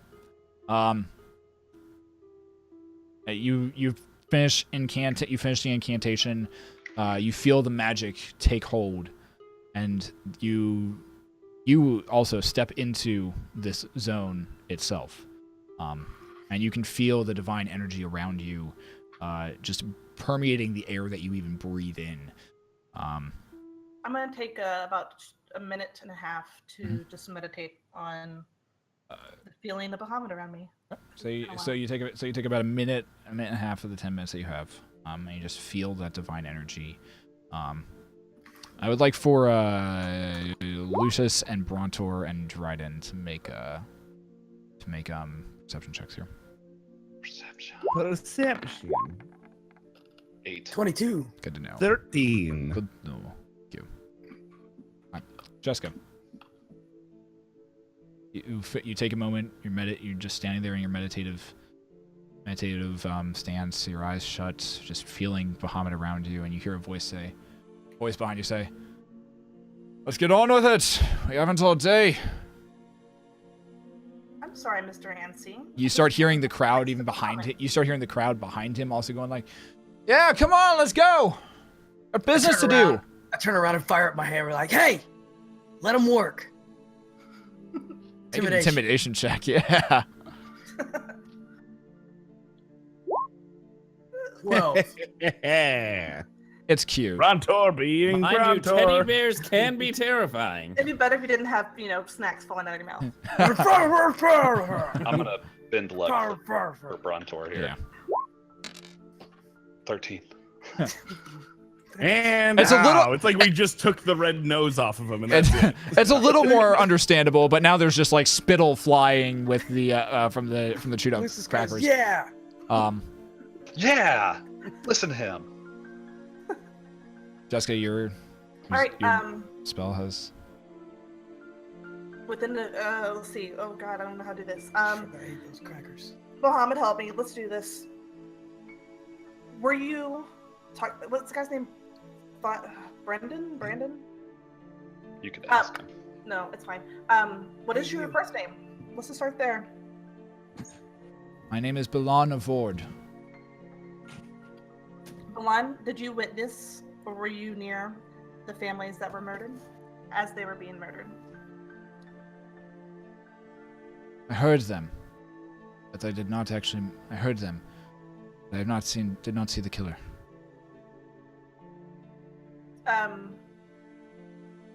So what were the events of those nights? Of that night, day? What happened? What did you hear? A single night. Walking through the residential district. Other side of the ring. The poorer side. I heard screams, shouts for help. I rushed. I went as fast as I could, drawing my sword as quickly as I could. And when I arrived, I found in this home families butchered. 5 men splayed in a circle, their heads all bashed in, their bodies in like a pinwheel formation. The remainder of the bodies were encircling them, creating a circle. Looked like some dark ritual, something terrible was happening here. Witnesses said that you were covered in blood. How did you get covered in blood? I tried to bring them back. I tried to save them. I tried to do Bahamut's will. It's just passing through Mirabar. Begin to administer. I began to use Bahamut's magic, try and bring them back to save them, and as they rose, they were not as they were beforehand. There was something darker, something eviler. And so I defended myself. I kept them. I brought them back down. Did anyone else see them in the formation that you spoke of before they rose again? No. By the time that others arrived, it was over. You said that their heads were bashed in. Is there any witnesses around you recognize that saw you bloody, that saw the actual bashed heads? It was only me in that household. There was another, I'm assuming the murderer, the one who ever put them in that formation. I only saw a brief cloak disappear behind and out the window quickly, but the family's lives were more important. Can I use my knowledge of religion to see if I recognize the pattern that he describes? Make a religion check.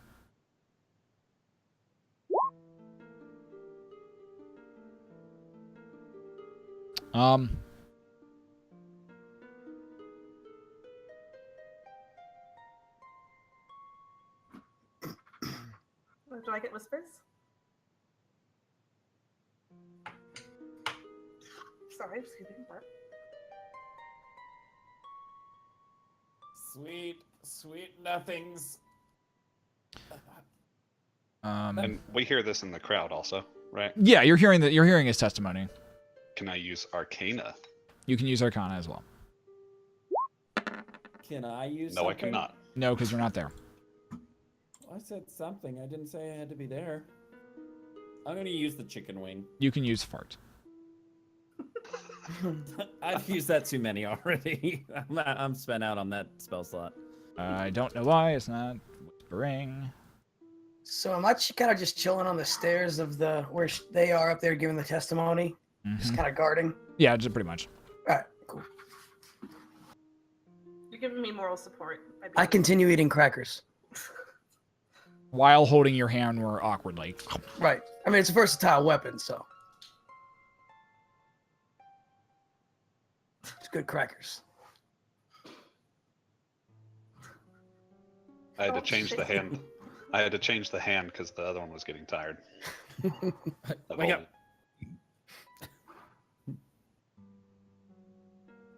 So I'm not getting whispers. Am I supposed to? Oh, there we go.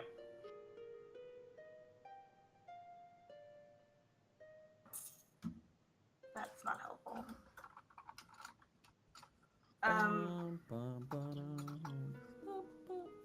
Ball sack. Okay, cool. That's the emblem that was on it? Yeah, it was in the shape of a ball sack. Yeah, I could see how that wouldn't be very helpful. It's a lot of sacks tonight. It's a lot of Everybody's sacks. carrying sacks and Dressed up like sacks. And... shape of sack. Ooh, I scratched myself. Sacks on sacks on sacks. Okay. Chock full of sacks. I'm gonna ask the other dude, the guy that wants to kill him. Hold on a second. Oh. Okay. More whispers. I was going to say, there was a little bit more than that. Okay. Okay. Okay, so turning to the other dude, Mhm. I asked him, do you know any witnesses that saw him murder this family? He was found over the bodies. That's why he was taken to the battle master. So you didn't see, so no one actually saw him murder these families. Not that we could find. Okay. Do you believe there is a possibility that someone else murdered these families? You believe his story, but words coming out of a dead man or coming out of one who's trying to frantically save his life, I don't take much stock in it. So you don't believe in the power of my magic, the Zone of Truth? Cast it on him.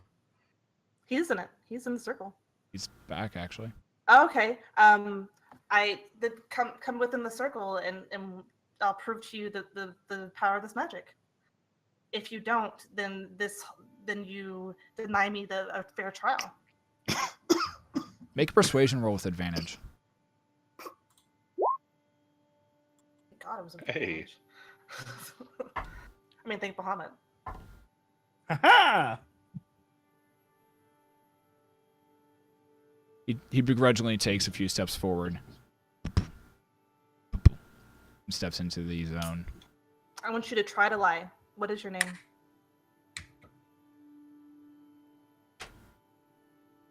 He starts to speak and no words come out. Do you believe now in the power of the Zone of Truth?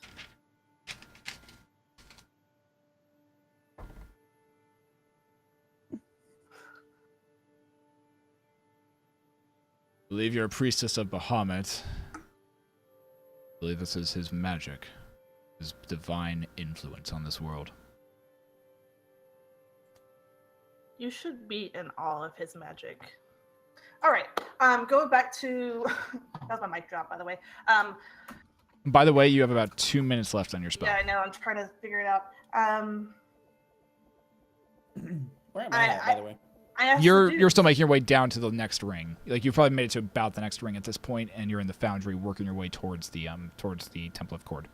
I still asked the other dude, not the prisoner. Not Balan? Yeah, not Balan.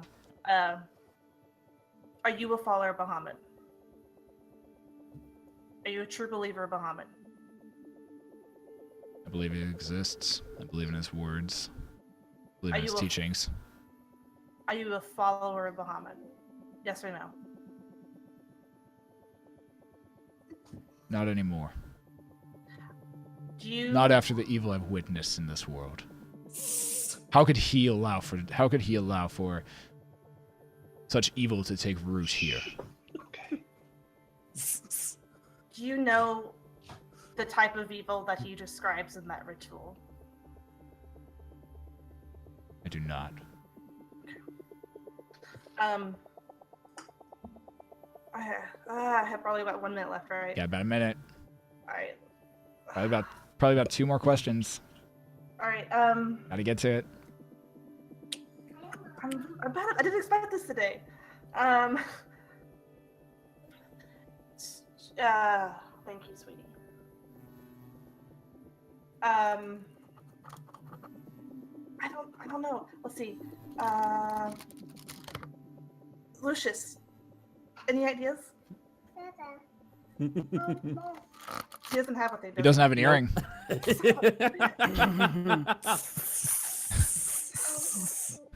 What? What are you trying to tell me, Dryden? Hi, sweetie. Mom is under pressure right now. I'm gonna ask. Oh, yeah? Well, I want Zippy back too, but that's Back not to gonna the bring him back. prisoner. Would you devote your service to finding the real killer,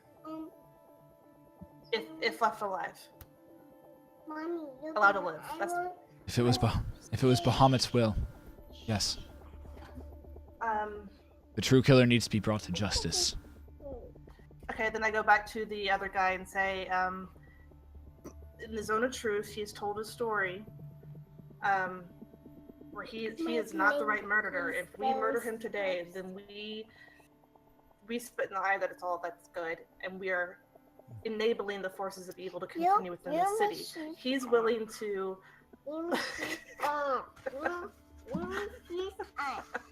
He's willing to continue the fight to try to find this killer. Are you willing to try to find the true killer as well, and let him help you in this? Make a persuasion roll with advantage again. Nice.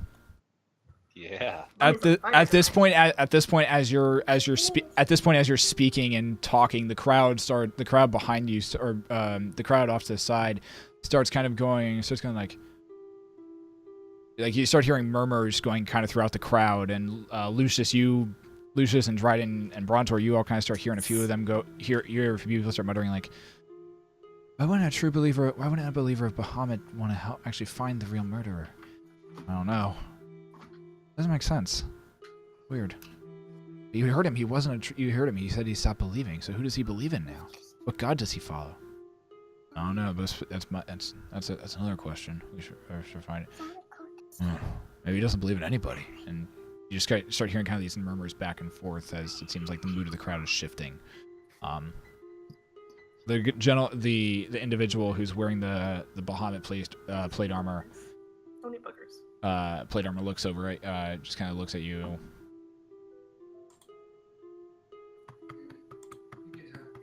Fine. He's under your charge now. If you can find the true prisoner or the true murderer, bring him back.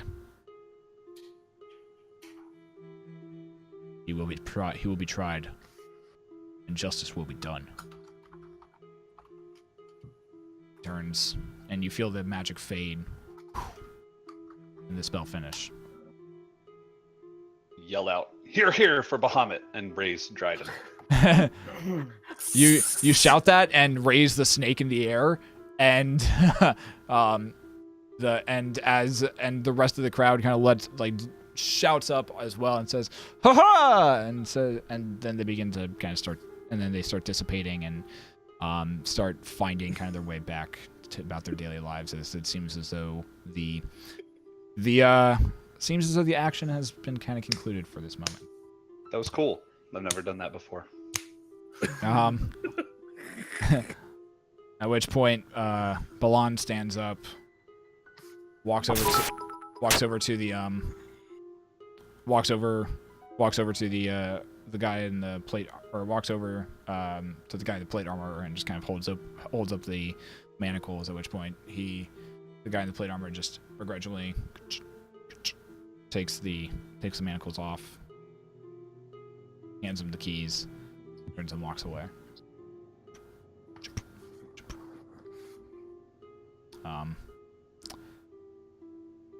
Hi, Nice. Balan. Thank you. Thank you for believing me. It was a very trying time. I knew Bahamut would. The pun. Yeah, I knew that Bahamut would come through and rescue me, or at least send someone to help me in this time.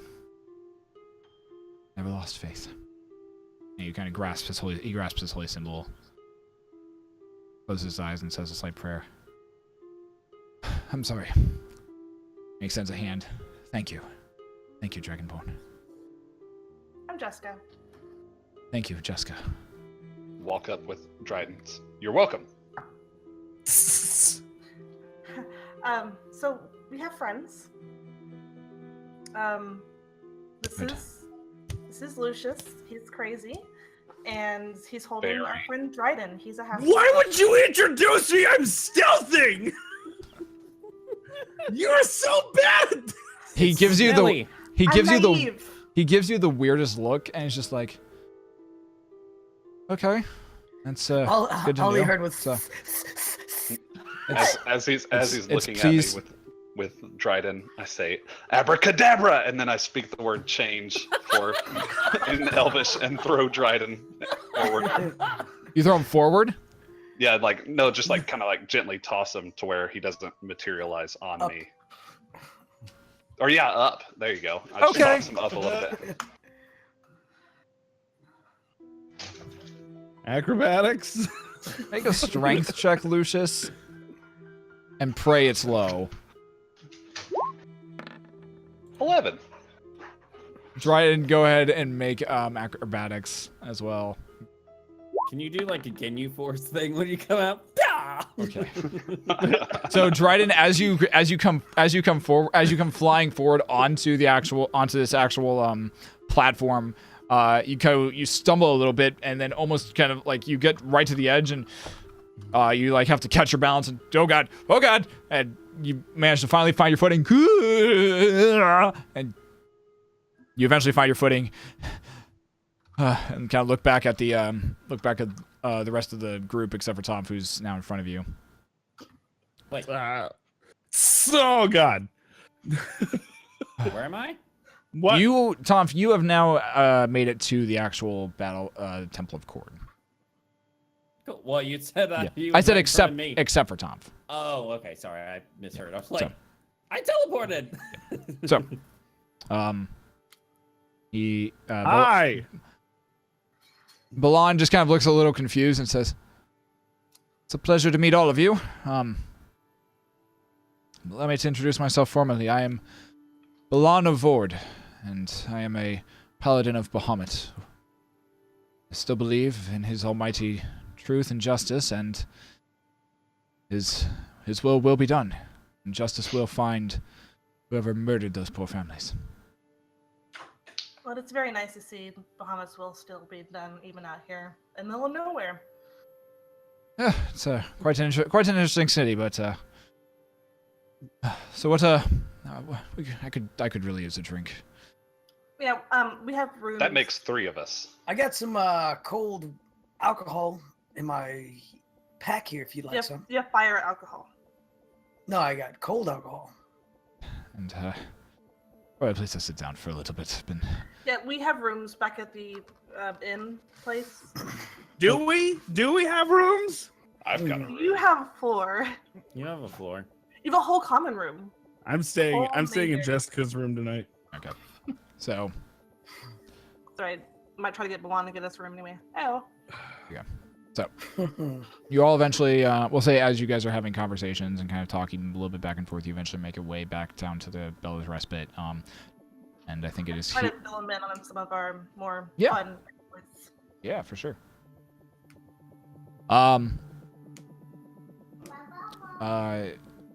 it's here that we'll take our 5-minute break for beers. Literally just whispering you. It is here that we'll take our 5-minute break for beers, restroom breaks, and all that fun jazz.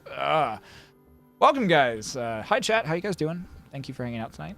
I love you. You're cute and amazing. Don't ever forget it. Super cute. Super adorable. The cutest. The most adorable. And I can go to this one when Tom's not here, and I can just make. Oh, wait, no, that's all screwed up. Never mind, I can't use that. You guys is totes adorbs. Totes adorbs. Topes adorbs, baby, me, man. Yo, Yo, Iron Turtle, what's going on, man? How you doing? K-Dex, good to see you, too. You're not cute, you're bodacious, giggity. huge shout out to everybody who's been hanging out. Yeah. This is like an RP heavy episode, It and is, not everyone's like super into the like sit around chit chat kind of episodes, but chat's having fun, we're having fun. Yeah. So Hey, if you guys are having it's fun, a that's good all day. that matters. Yep. There were some some interesting RP moments there, and it is part of D&D. It is a role playing game. However, depending on where the group decides to go next, that'll kind of depend on what happens in the following thing, which will be kind of cool. I'm excited for it. Very excited for it. Fun. Oh, good. Anyways, in case you're new to the channel or don't know who I am Shadowhack90 or Nathan. We stream throughout the weeks, and we've been doing a lot of Oxygen Not Included recently, and been failing miserably at that. I'm pretty sure I've killed at least half of you who have stopped by for my day streams at least 4 times by now. I will say that offline I did, because of you, picked it back up and remembered how friggin' terrible I am at it as well. Yeah. I think I'm going to spend some time Monday and Tuesday at work listening to people talk about what they do, like walkthroughs on how to not be horrible at that game. Yeah. Storm's got to cycle 56. Damn, that's like a 10 more than I've only gotten to 47 because my entire colony hates me by that point, and they start dying. And I'm just like, God, it's horrible. I was getting caught up on Game of Thrones yesterday, playing it. And so I was mostly looking over here at Game of Thrones, and then, I need to do this. I got to 12, and I was like, something's not right. I look in the top right corner, it says 4 of your settlers have died, and I only had 6. And I was like, okay. That's horrible. Oh man. I'm trying like a pyramid style this time. Like I'm building down so that way I'm never building above where the oxygen I have is. I'm trying to build down and see if that works at all. Not sure how well that's gonna go. We'll find out. No idea. Anyways, you can find me on Twitch, and if you're here, you find me. We do this every week, and I'm excited for next week. I'm excited for Guardian Con. That's gonna be hella fun. Who wants to go next? Hi, I'm the Blue Ranger, guys. And thanks for hanging out. We always appreciate it. Reminder, this is the last episode before we go off to Guardian Con next week. The episode might not air on time as we're only filming it on that Friday. And there's going to be a lot of editing, I think, in order to get it out by Sunday night. So it might not happen immediately during that time period. So we'll see how it goes. But worst case scenario, the next episode will air at a time to be determined, or just put on YouTube for people to watch or something. And then in 2 weeks, we'll do a mega recap for people who missed it and make sure everyone knows what happened. But we are filming a live episode at Guardian Con. However, it will not be live on Twitch. So we'll figure it out. Shot but live. I'm the Blue Ranger. I stream here on Twitch. I have been doing Monday through Friday at 5:30 p.m. Eastern, but that's actually changing to Mondays and Thursdays through the rest of the summer. And gonna spend some more time enjoying the weather here because I live in Western New York and we get like 3 nice weeks a year and we're in them. So I'm gonna enjoy the rest of the summer and then get back into streaming full time in the fall. But we're gonna bounce it over to Zach. Hey everybody, my name's Zach. I'm really looking forward to Thursday and Thursday and then Friday's GC and recording and then Saturday's GC also, right? Yep. I am pumped for it.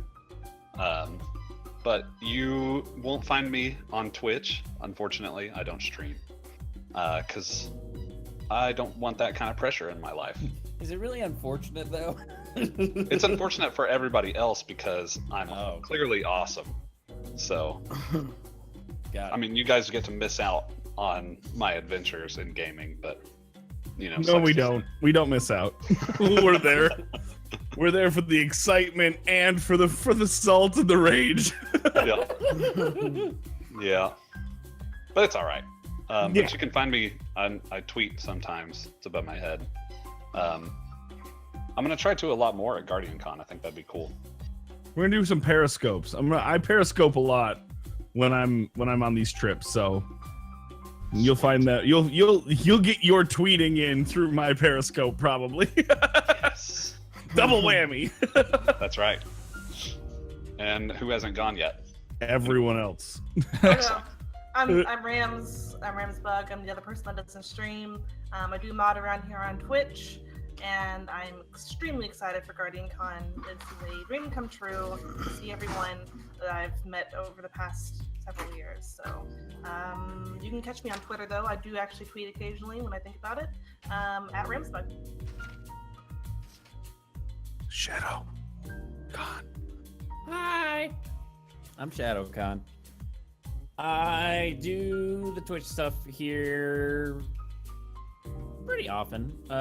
Mondays we've kind of gotten a local tradition of doing Cards Against Humanity around 10 o'clock Eastern, and we have been having a ball with it, and I really enjoy doing it because I like playing that game.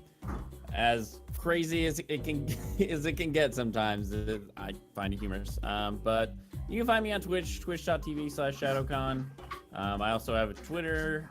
You can find me, same thing, ShadowCon. My Twitter is my Twitter handle. And I am also looking forward to GC. I don't know if I will be periscoping, but you will probably find me in a periscope somewhere. Because I really like submarines, and this is apparently the only time you're going to be able to use a periscope. So that's what I'm going to go with. Fair enough. Cody. Hi, everybody. Happy birthday. I'm Cody Bedrock, 36. I do the Twitch thing Monday, Wednesday, Friday here at 7:30 p.m. Eastern Standard Time. And today I got 3 kills in pub. Player known unknown ground battle. And Player unknown ground. And I the best I've done so far is 9th place. So That's awesome though. That's really Ninth solid, place yeah. I'm I've got new. this- I'm new to PC, so I'm trying to get into it, but the controls are still wonky to me. I'm still trying to get the keys and all that, but enjoying it, loving it. I probably will be next week only doing like 1 stream, like Monday. The rest of the time, I'm gonna be getting gear together, packing and stuff for GuardianCon because it's gonna be super hyped and awesome, and I got a lot of stuff to pack. So, yeah, that's me. Back to Shadowhack 90. Fair enough. Did we cover? I assume we covered everything else about. yeah, we and I'm have 30 shirts today. for sale. Exclamation point shirt and chat. We're selling shirts for the Riot sessions. Rams actually got hers in. I'm not gonna have mine in time for GuardianCon, which I'm bummed about, but I held off because Yeah, money and okay. bills. But it's pretty straightforward. It's the characters' names, including Geth, with a little mark there. Cause he gone.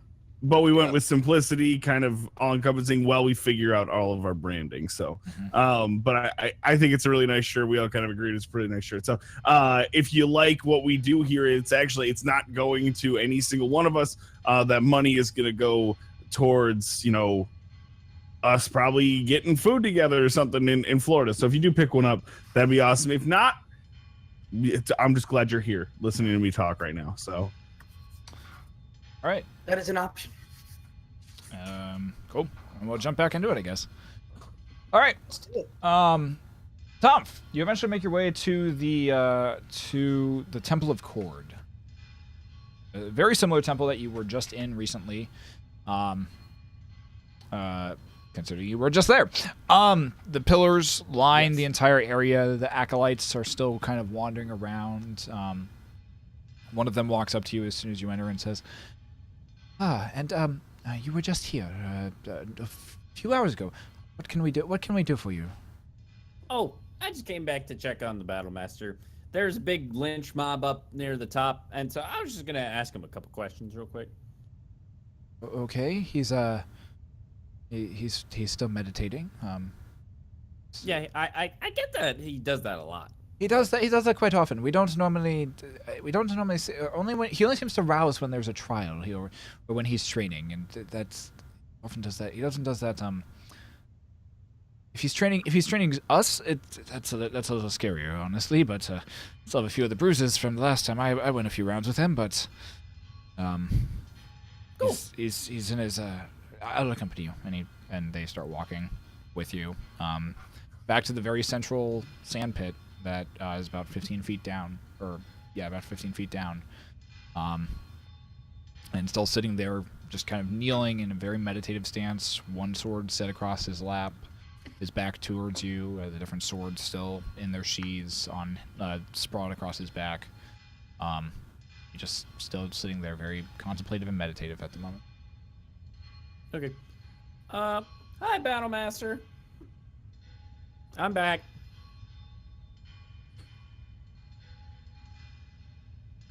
Okay, yeah, no, I kind of figured. So, quick question. You don't have to answer, because clearly that's not your thing. So, there's a big lynch mob going on up there near the, what is it, the Magmus thing? I don't know. They're about to kill somebody, I think. I was just coming here to verify if, in fact, the guy, he looked like he's a possible half-elf. He's a follower of Bahamut, and one of my comrades is a follower of Bahamut. You know, I just wanted to come check. They said that you went to trial with him, and I know you do your thing, and you get in, you got all, like, in people's heads and stuff. Could you just, like, nod? You don't have to say anything. It's okay. I know that's, you kind of don't like to talk. But if you just nod saying that he did or did not confess to killing those people, that'd be cool. Also, just checking in, did you happen to hear anything more about that artifact I was asking about? Make a persuasion roll. Okay. Oh. What a tease. 17.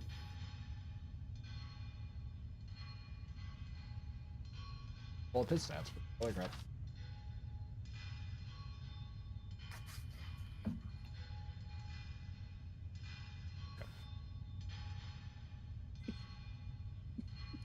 Check a look. You hear a voice in the back of your head, Tomf. And it just simply says, "The one I tested, Pride, was found guilty on all accounts." What was his trial for? Was it for the murders of the people? No response. Okay.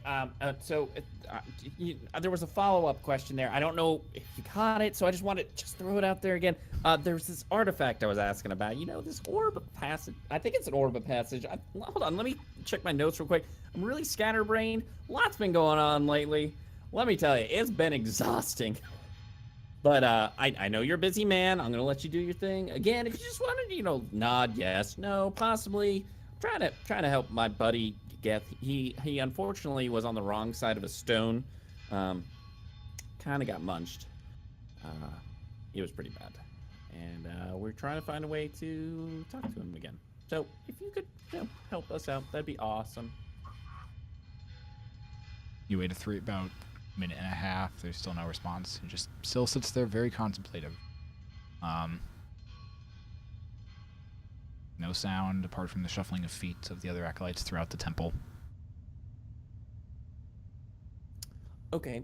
It's clearly you're a busy man. I get it. I'm sorry. I didn't mean to bug you. Thank you so much for, doing that thing where you get inside my head. Wonderful. I love that. It's just the best. I'm going to go before, anything crazy starts happening. I really would not want to fight you again, but you are amazing. Might I just say, absolutely wonderful. Like top 10. The acolyte's people. pulling you back now and like starting to just kind of like shuffle you towards the door a little bit. Okay, I'm gonna keep going. But yes, the best. You're the best. I love you. I'm gonna start. Yeah. The fact that he as the acolyte pulls you farther and farther back, he makes it about about 4 or 5 of the columns rows back before he kind of turns you around and you start walking back towards the actual door. He's like, "What did he say? What words of wisdom did the battle master impart to you?" Oh, you heard him. He didn't say a word.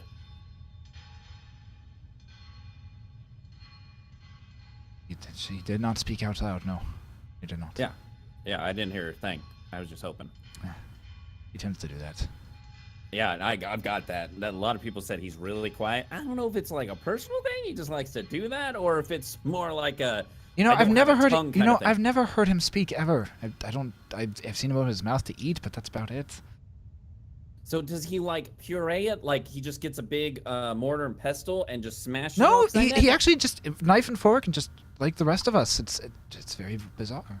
So he has a tongue. As far as I can tell. That's gross. Why are you looking at somebody while they're eating, looking for their tongue? Come on, don't you have any decency? You're not supposed to look at people's. Why do you mouths have while bird they're shit eating. in your hair? What? Why do you have bird shit in your hair? Because I like it. Yeah. Why are you looking at my hair? Why do you have funny robes on? See, I can do it too. Rude. I walk away. You walk out. All right. I take some of the bird crap and I just throw it right on the ground. That's for you. He gives you a really odd look and just turns around as the door's shut. Clean that shit up. But to be honest, you're going to want to apply that twice daily. All right. I think you got the message. All right. So, I'm going to start heading back to the Magnus thing. Okay. So eventually you get back to the to the Bella's respite. No, he's heading back up to where the mob was at. Oh.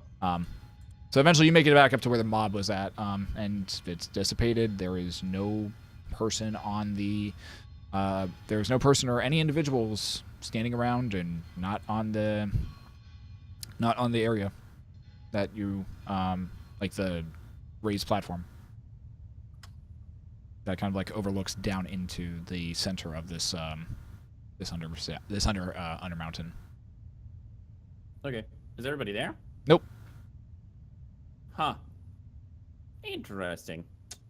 Well, looks like they killed the guy, so that was all for naught. Well, I think I did my best, so I'm gonna go get a drink. So eventually, the rest of you all have made it to the Bell's Respite. You're enjoying some food. You're enjoying some drinks. And flirting with the barmaid.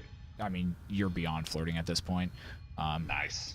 And she's like Nice. yeah. You're beyond flirting at this point. You're just she's enamored how your hair is slowly starting to grow back in at this point. Like it's maybe about like an inch out. Yeah, got other tricks I can show her too. Anyways,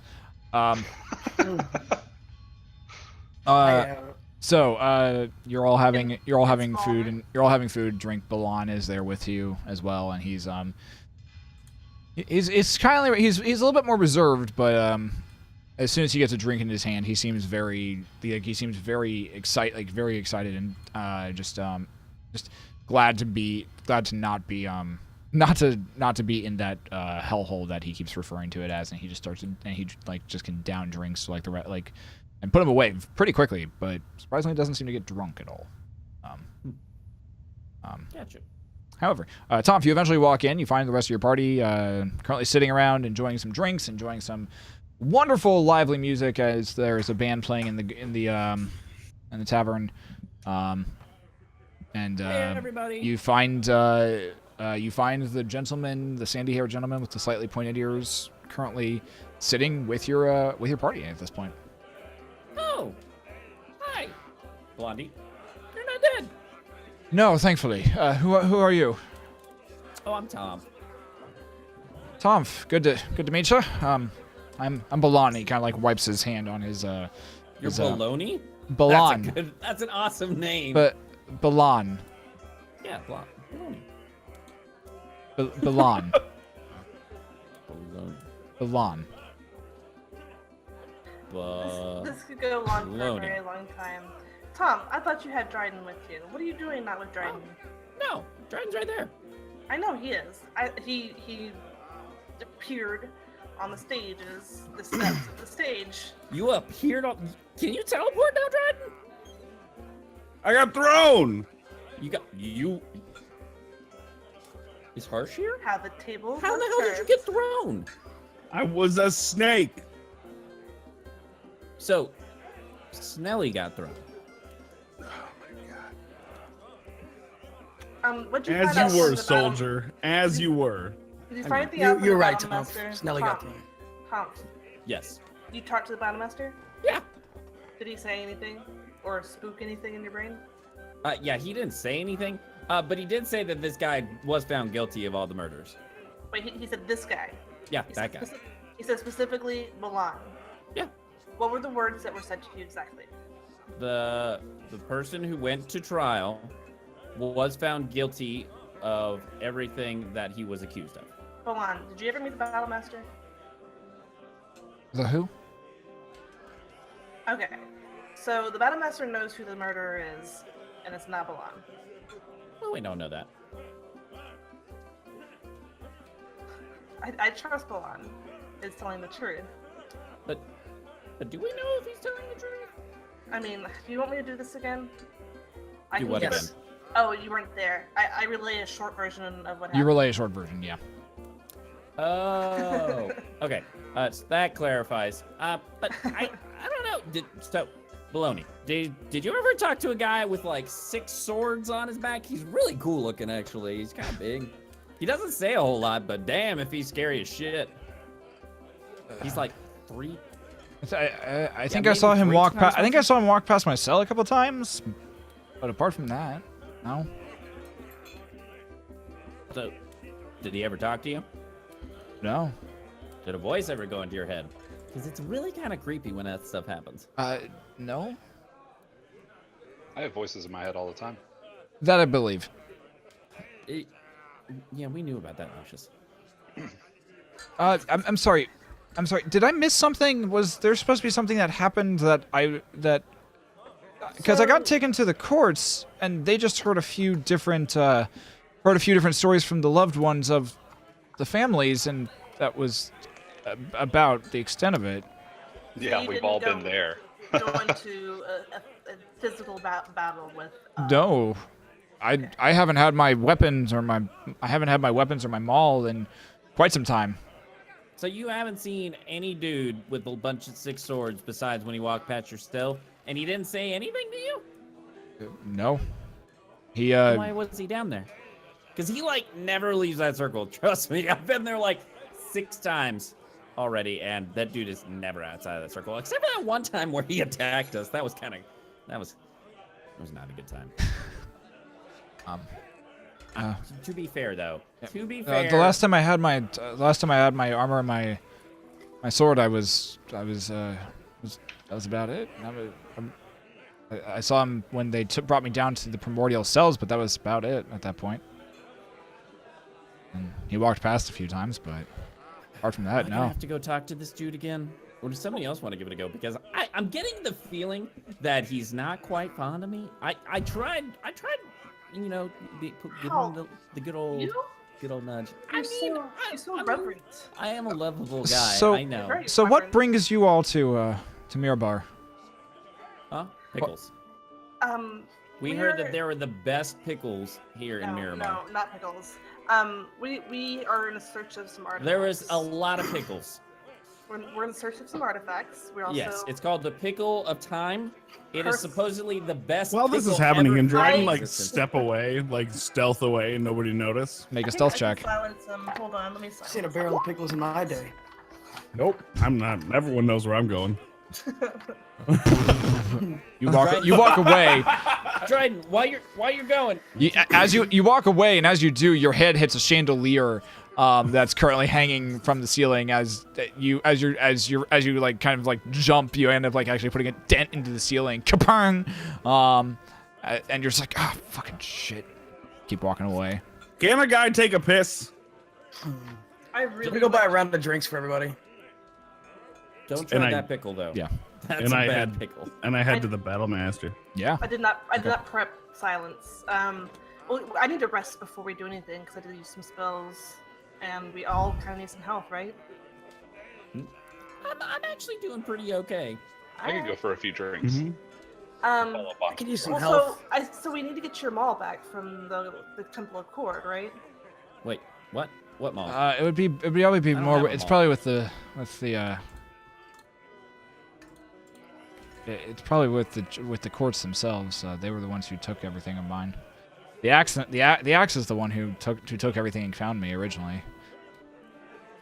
Lucius, Yeah. do you want to find out where his weapons are? You guys only like me for one thing. I mean, it's true though. Your hair is 2 inches now. That's a pretty cool trick there, Lucius. I can't lie. Didn't I'm you not gonna lose say all your anything. hair earlier today? Yeah, it's called magic. it's already. What do you use to style it? Because I mean, whatever you're putting in your hair, it just seems to be going crazy. And I'm So can you guys help entertaining me get my the idea- stuff back or not? We probably can, if we can get our shit together. So Get it shit together? Yeah, Yeah. I see what you're Speaking doing. of use shit, I saw Faye a whole by Klein. big pile of horse crap over there, Tom. If you wanna, it was outside to the left. Big pile, fairly new when we walked in. Don't tease me, Brontor. No, it's there. I swear, if I go out there and it is not there, Unless we're they got some guy cleaning up the roads. Pile of horse apples, all for you. horse apples? Horse apples. I don't know Anyways. if I like horse apples. Anyways, So, Dryden. Okay, so I know that the I'll give it a that look. sacrament that you saw was sort of a black sacrament, probably related to the summoning of the demons that is happening whenever we try to use our revivify. Maybe. It's very It's very possible. So There's- we There's been a few different rituals that could be. Honestly, I think I interrupted it before it I happened. doubt that Battlemaster can tell us more than he already has. He is a man of very few words, and I'm surprised he said anything at all. Oh, excuse me. I don't know where else to go. There's no libraries here. I'm a little bit lost. Dryden, you eventually make your way to the Battlemaster and to the Temple of Cord. As you enter one end of the acolytes, this one a female, a female half elf, with long blonde hair, that is in a braid that goes around her head. Go on. Multiple times. Just walks up to you and says, go back. What can the Temple of Cord do for you today? He knows I'm coming.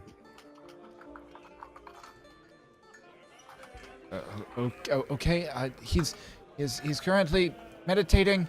You walk past him. You knew. You knew. I didn't have to tell him. He knew. She follows like at a shadow's length behind you, but just allows for you to continue walking in, and you walk up and find the Battlemaster once again just sitting in the arena, pretty much in the exact same position that that Tom found him in earlier. Sword across his lap. He's just meditating. He's just unmoving. Where am I positioned in respect to him? Pretty much directly behind him at this point. Okay. I just kind of move a little bit to the side, and I also just sit down. All right, so you're cross my legs and sit quietly. So you're about 15 feet up on the ledge, unless you're dropping down into the actual pit itself.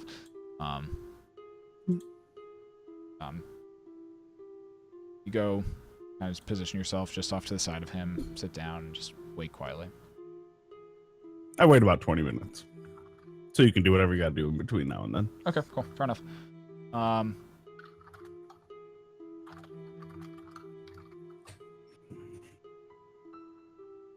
Brontor, I need you to make a dexterity check. Okay. What a change. Dexterity save. No, check. Got it.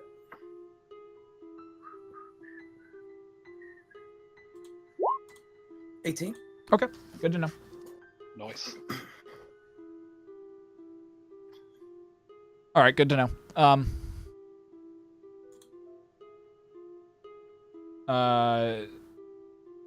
Okay. About 20 minutes goes by, Dryden, and there's still very little response. A few of the other acolytes kind of seem to be, as you're just sitting there waiting and just kind of waiting for him to respond in some way. A couple of the other acolytes start kind of just coming out and just kind of like leaning against the pillars, just kind of watching, getting ready to see what, kind of watching, seeing what happens to this individual who survived one of the trials of the Battle Master. They lean against some of the pillars, some kind of lean over and whisper to each other. A few others just kind of go into a kind of cross-legged and sit just anxiously awaiting. And you even watch as a few actually run up the side of the pillars and just kind of stick to him and just stay there. Just kind of watching, getting a little higher vantage point to watch. About 20 minutes goes by. No response, no nothing. This is I'm because we don't know anything, guys, so you don't think I'm crazy. I'm trying stuff out of the box. I think inner monologue style. Yeah. I'll be here when you're ready. Okay. You think that? And I wait. Okay. Good to know. I am on his clock. Good I ain't gonna do any of this Tomp shit, running and yell things at him like a fucking coked up squirrel. Good to know. I got an answer. Good to know. Rest of you, are still at the tavern. What do you guys want to do? Dryden's been gone buy for some more drinks for everybody. Yeah. Dryden's been gone for about 3 hours at this point. Okay. Just FYI. Yeah, It's a long he's probably with the lady friend at this point. I go to grab my air. Hey, Dryden, are you good? You don't have a thing. Okay, Hey, cool. Got it. Dryden says he's good, guys. You don't have a thing. Dryden, are you good? You hear Jessica come over the earring, and it's been about 3 hours at this point. I just told you he said he was good. You don't have an air thing.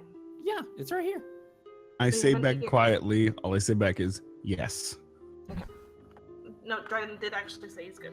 Yeah, I just said that. That's what Tom just said. Oh my God. Oh man.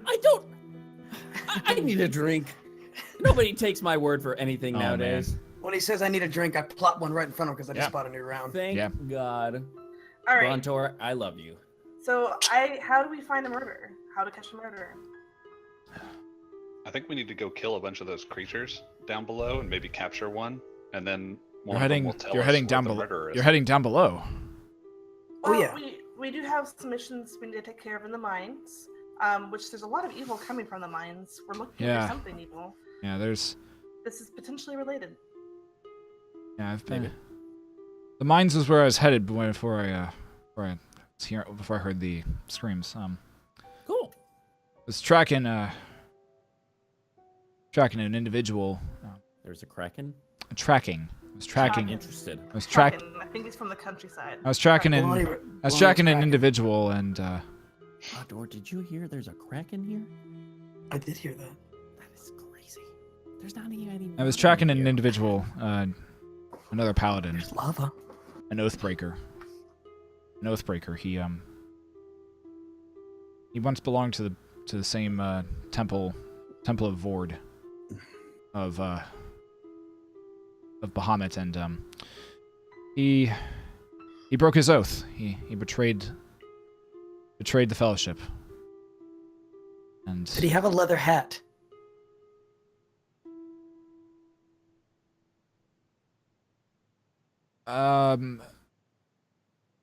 Oddly enough, I think he did.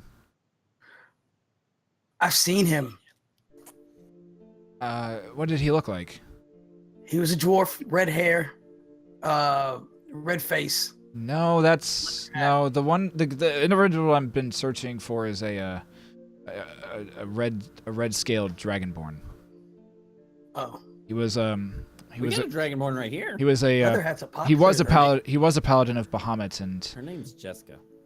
I've met her. She's She's the one who lovely saved my Wait. life. This Jespa? red scaled dragonborn can No. shapeshift. No, she's green. She Not that I know of. gold Gold. scale, right? Gold Jessica? scales, yep. Not red scales. She's not red scale. I'm cold. Thank Yeah, you he was guys. he was originally a paladin of Bahamut, but he betrayed his oath and fell to a darker and more chaotic god.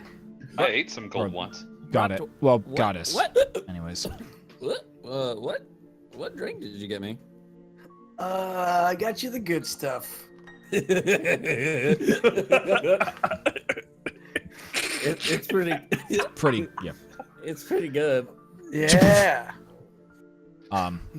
But yeah, Yeah. so I was leather hats. I was Is there following a him. place that you can buy leather hats? Maybe somewhere around here that everybody's buying leather hats from? Leather hats you can buy at almost any store that sells a hat, but Oh. Where? I want a leather hat. out that way 3 stores down. Are they? Are they open right now? I heard they think so. sell leather hats in the middle of that big pit. No, don't go to the big pit. Don't Don't go go to to the big pit. Don't go to the big pit. Don't go to the pit. Don't go to the pit. They sell hats in the pit. No. Don't. Is go it to- like- I'll go one with of you. the- I'll go with you to that store if you want to go. Are we go to the store? Let's go to the store. I need another drink first. Don't go to Tom waddles off to the bar. Tom's make a Constitution saving throw. I come up behind him. Constitution saving God. throw up. Constellation. Tom, if you make it to the bar and you are standing on the bar, you're standing on the bar stools and begin screaming at the barmaid that you want another drink. God damn it! I will have it. It will be. You just faceplant right into the bar. Your feet just dangling over the edge. The bar stool collapses underneath you, and you're just Damn it! Who flipped the gravity? out. You're out at this point. That's not fair. All right, I'm gonna slip out, go to the store, and buy us a couple hats, Fair enough. then come back. Okay.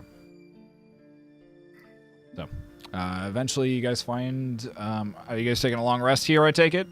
Yeah. Okay. So the rest of you guys take a long rest. Dryden. It approaches about the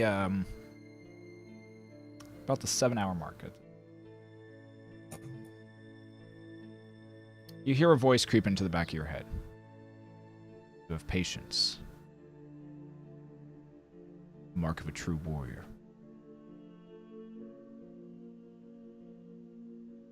Why did you come? I think my inner monologue. I gotcha. Yeah, I gotcha. We came here with very little purpose, but we're leaving with a great deal of experience and knowledge. My friend has tried to speak with you. He's a little quicker to decide.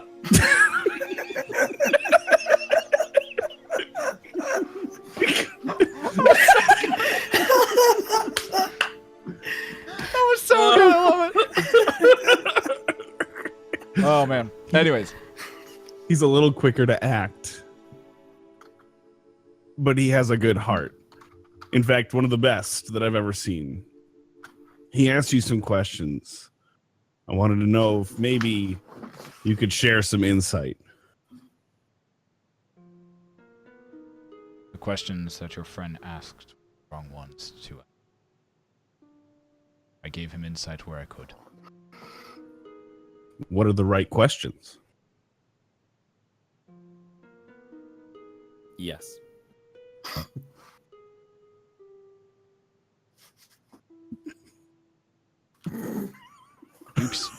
You seek something that has been lost for quite some time. Something better left forgotten. The pain and suffering come to those in search of this item. Why do you search for it? What will you do if you find it? There are a lot of people in a great deal of danger that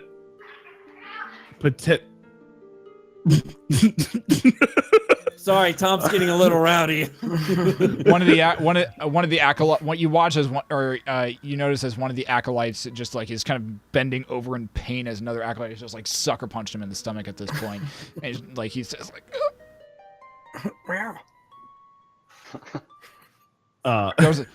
There's a shot like the battle master's eyes flick open and like just flick right over to them, and they just are immediately silenced, and they like go into a deep bow and slowly back away. Khajiit has wares. There's a great deal of people, a great many people who are in a great deal of danger, and we're trying to stop them. I'm sure with your knowledge, you're aware of the giants and their onslaught on this part of the world. We're trying to end that.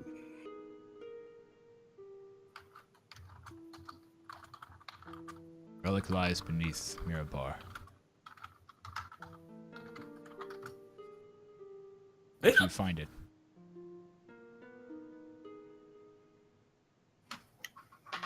I'm not the person to ask because I'm not the one with the knowledge of the Arcana to use it. I'm here to assist those that are smarter and wiser than I and help them find this and make sure they're safe so that they're still here to make the decisions that need to be made.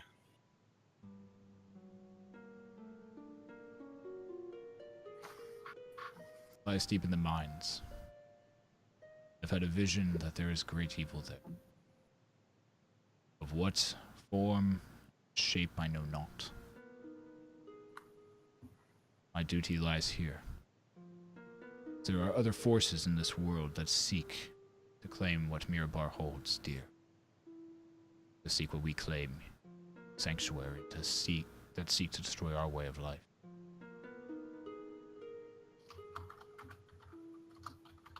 Last, Your test. if I may. Whoop. Your test. You've passed the first trial. My trial. But your test from one higher than me.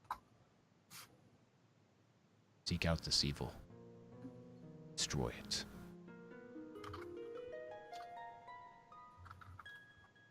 And end it once and for all. If I may, one more question. One more. Geth, our friend. We're trying to see if there's any way to see him again.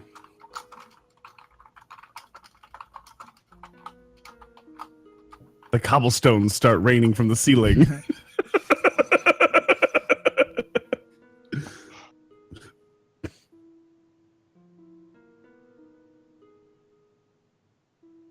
He thinks you watch as his eyes that are normally closed actually are open and are looking up at you at this point. And he seems to be almost contemplative.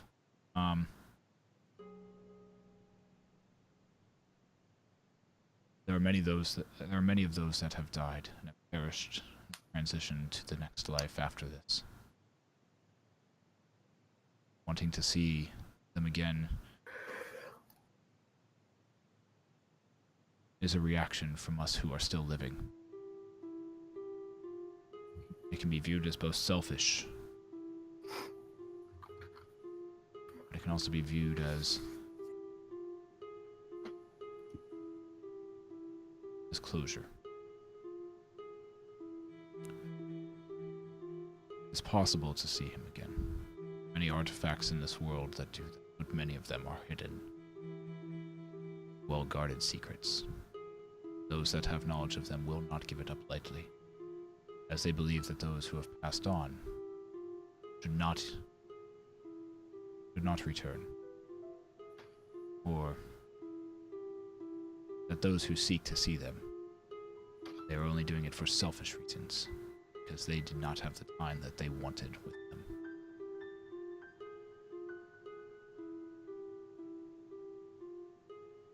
His eyes kind of go back to where they normally stare, and then his eyes shut. He says no more. I say thank you. Then I get up and I walk out. You do? And the whole time I crop dust the entire area.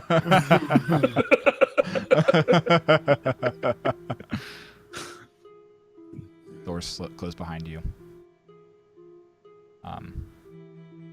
You eventually make your way back to the Bell's Respite.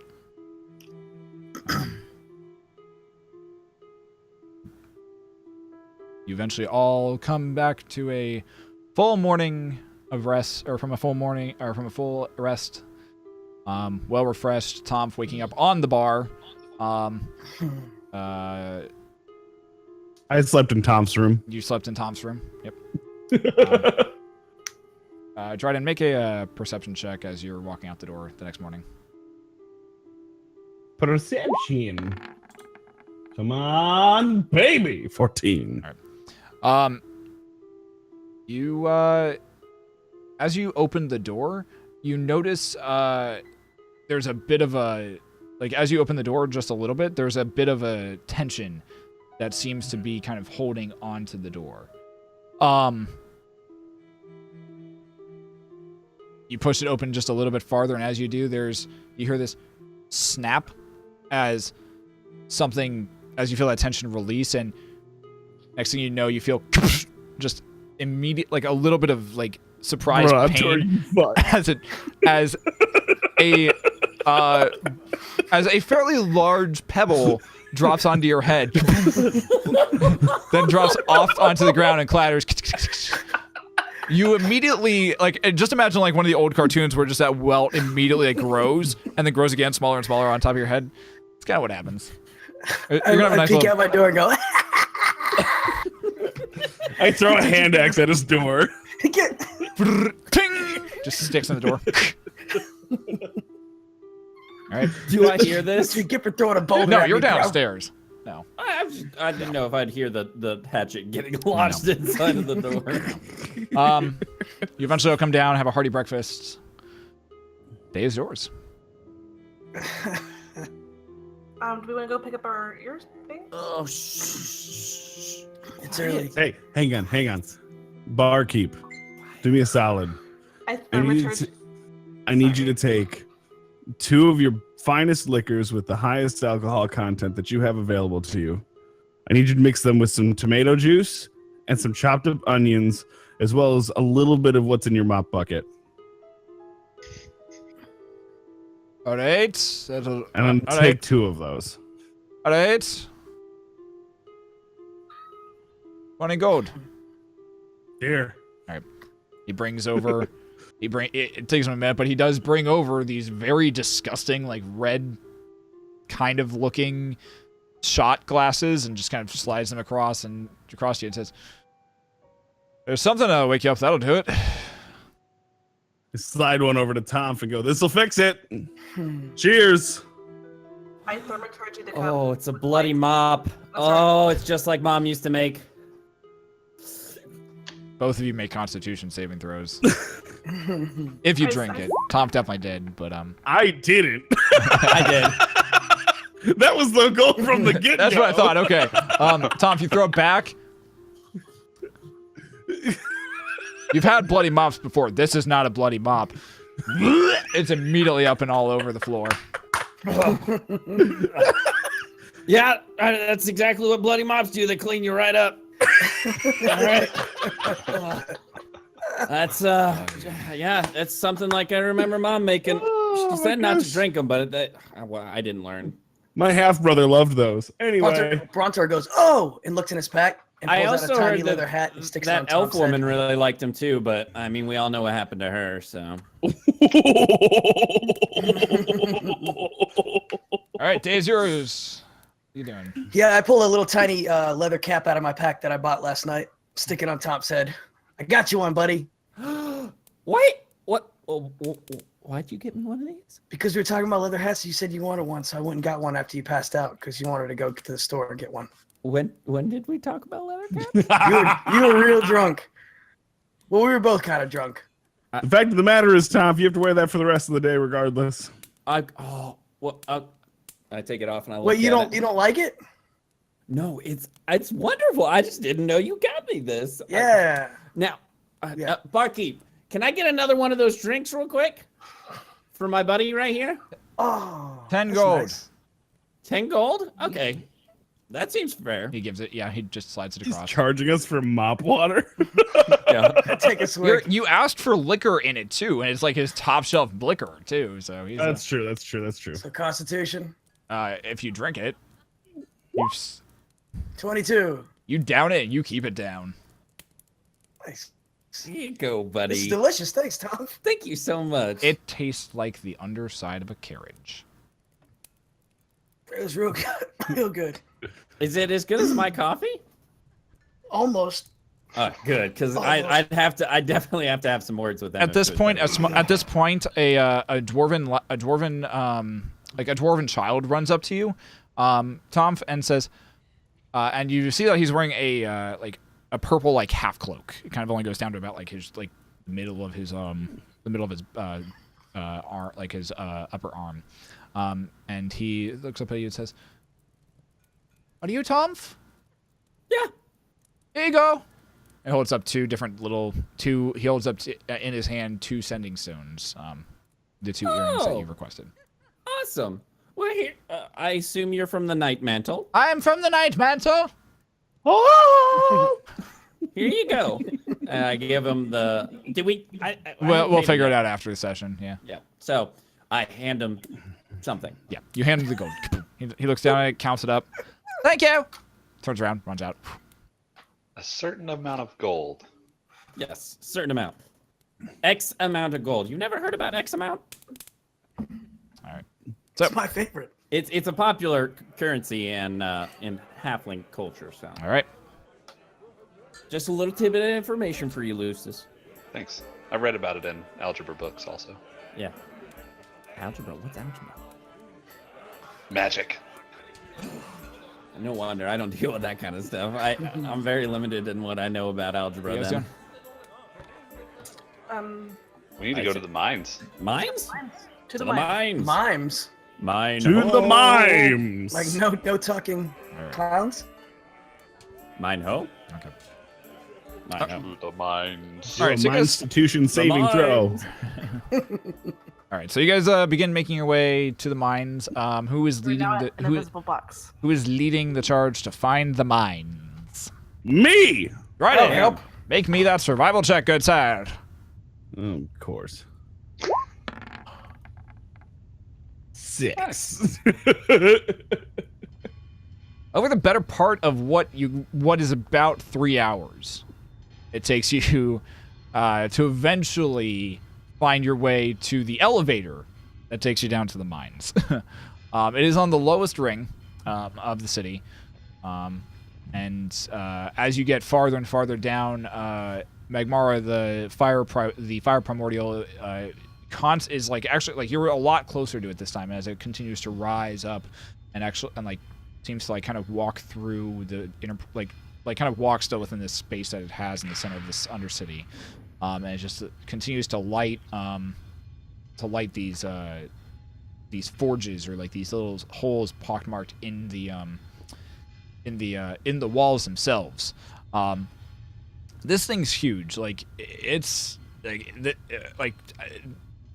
as you kind of look down off the edge, it descends for probably easily about 500 to almost a good mile. Descends almost a good mile just straight down, and it's like Bagmar is like literally just the whole thing just kind of goes all the way down and even farther up from the third ring where you guys are at.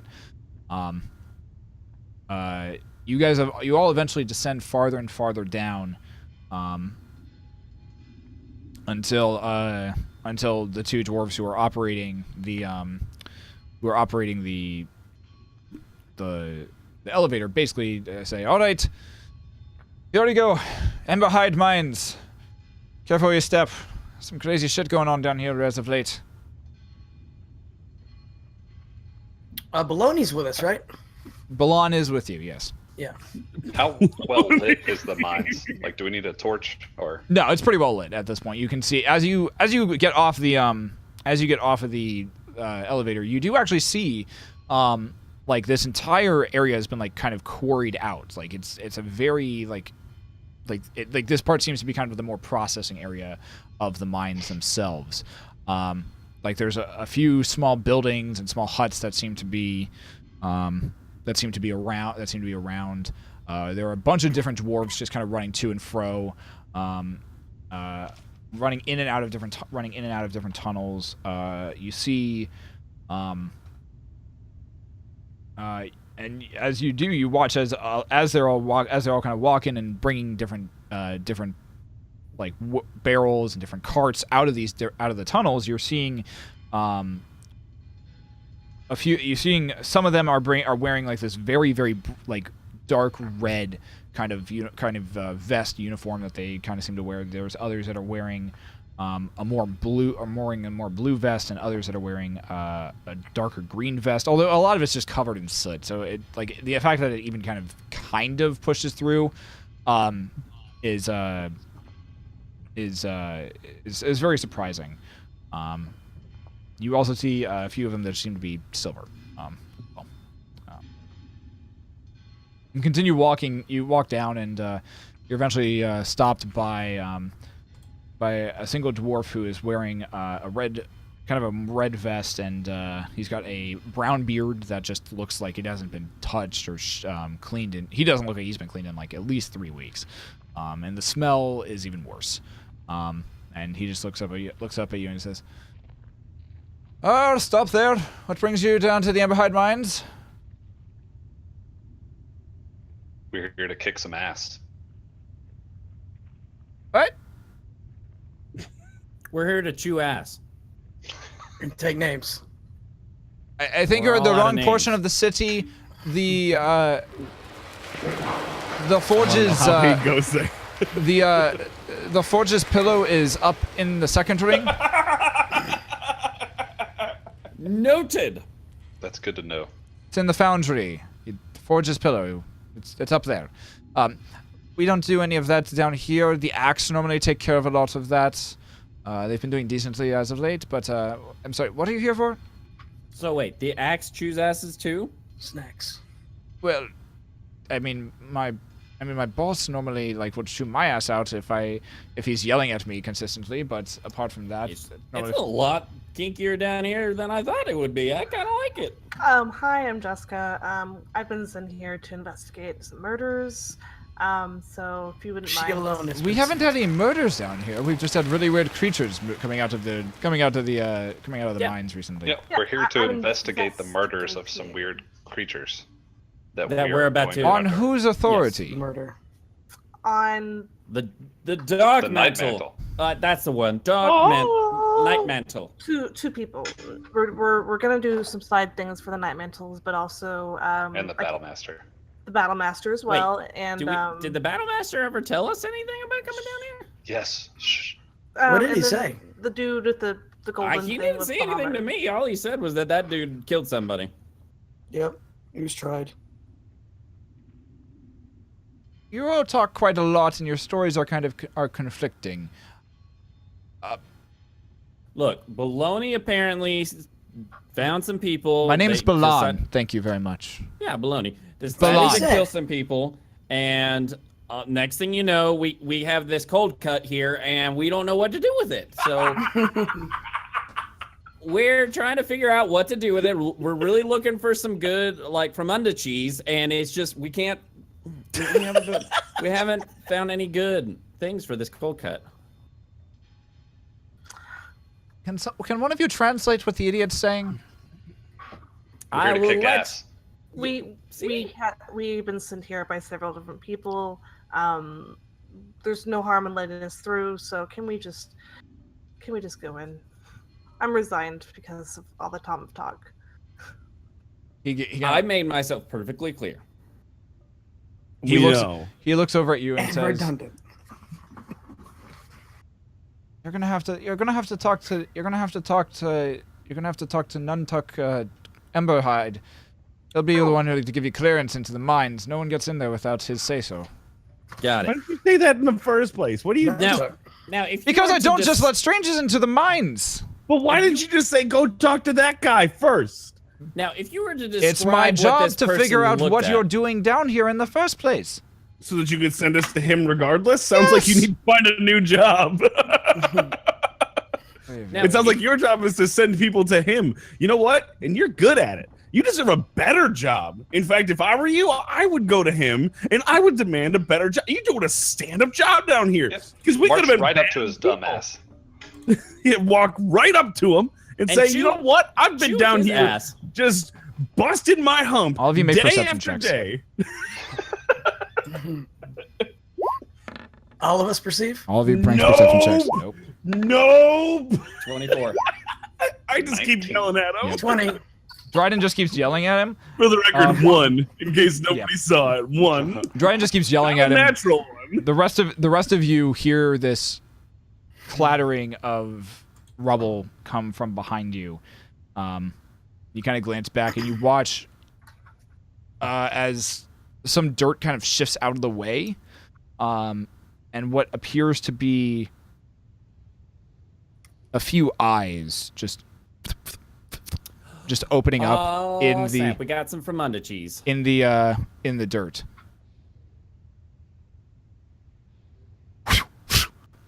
Four different tentacles just immediately wrap out or spring out of the dirt and start trying to wrap around all of you.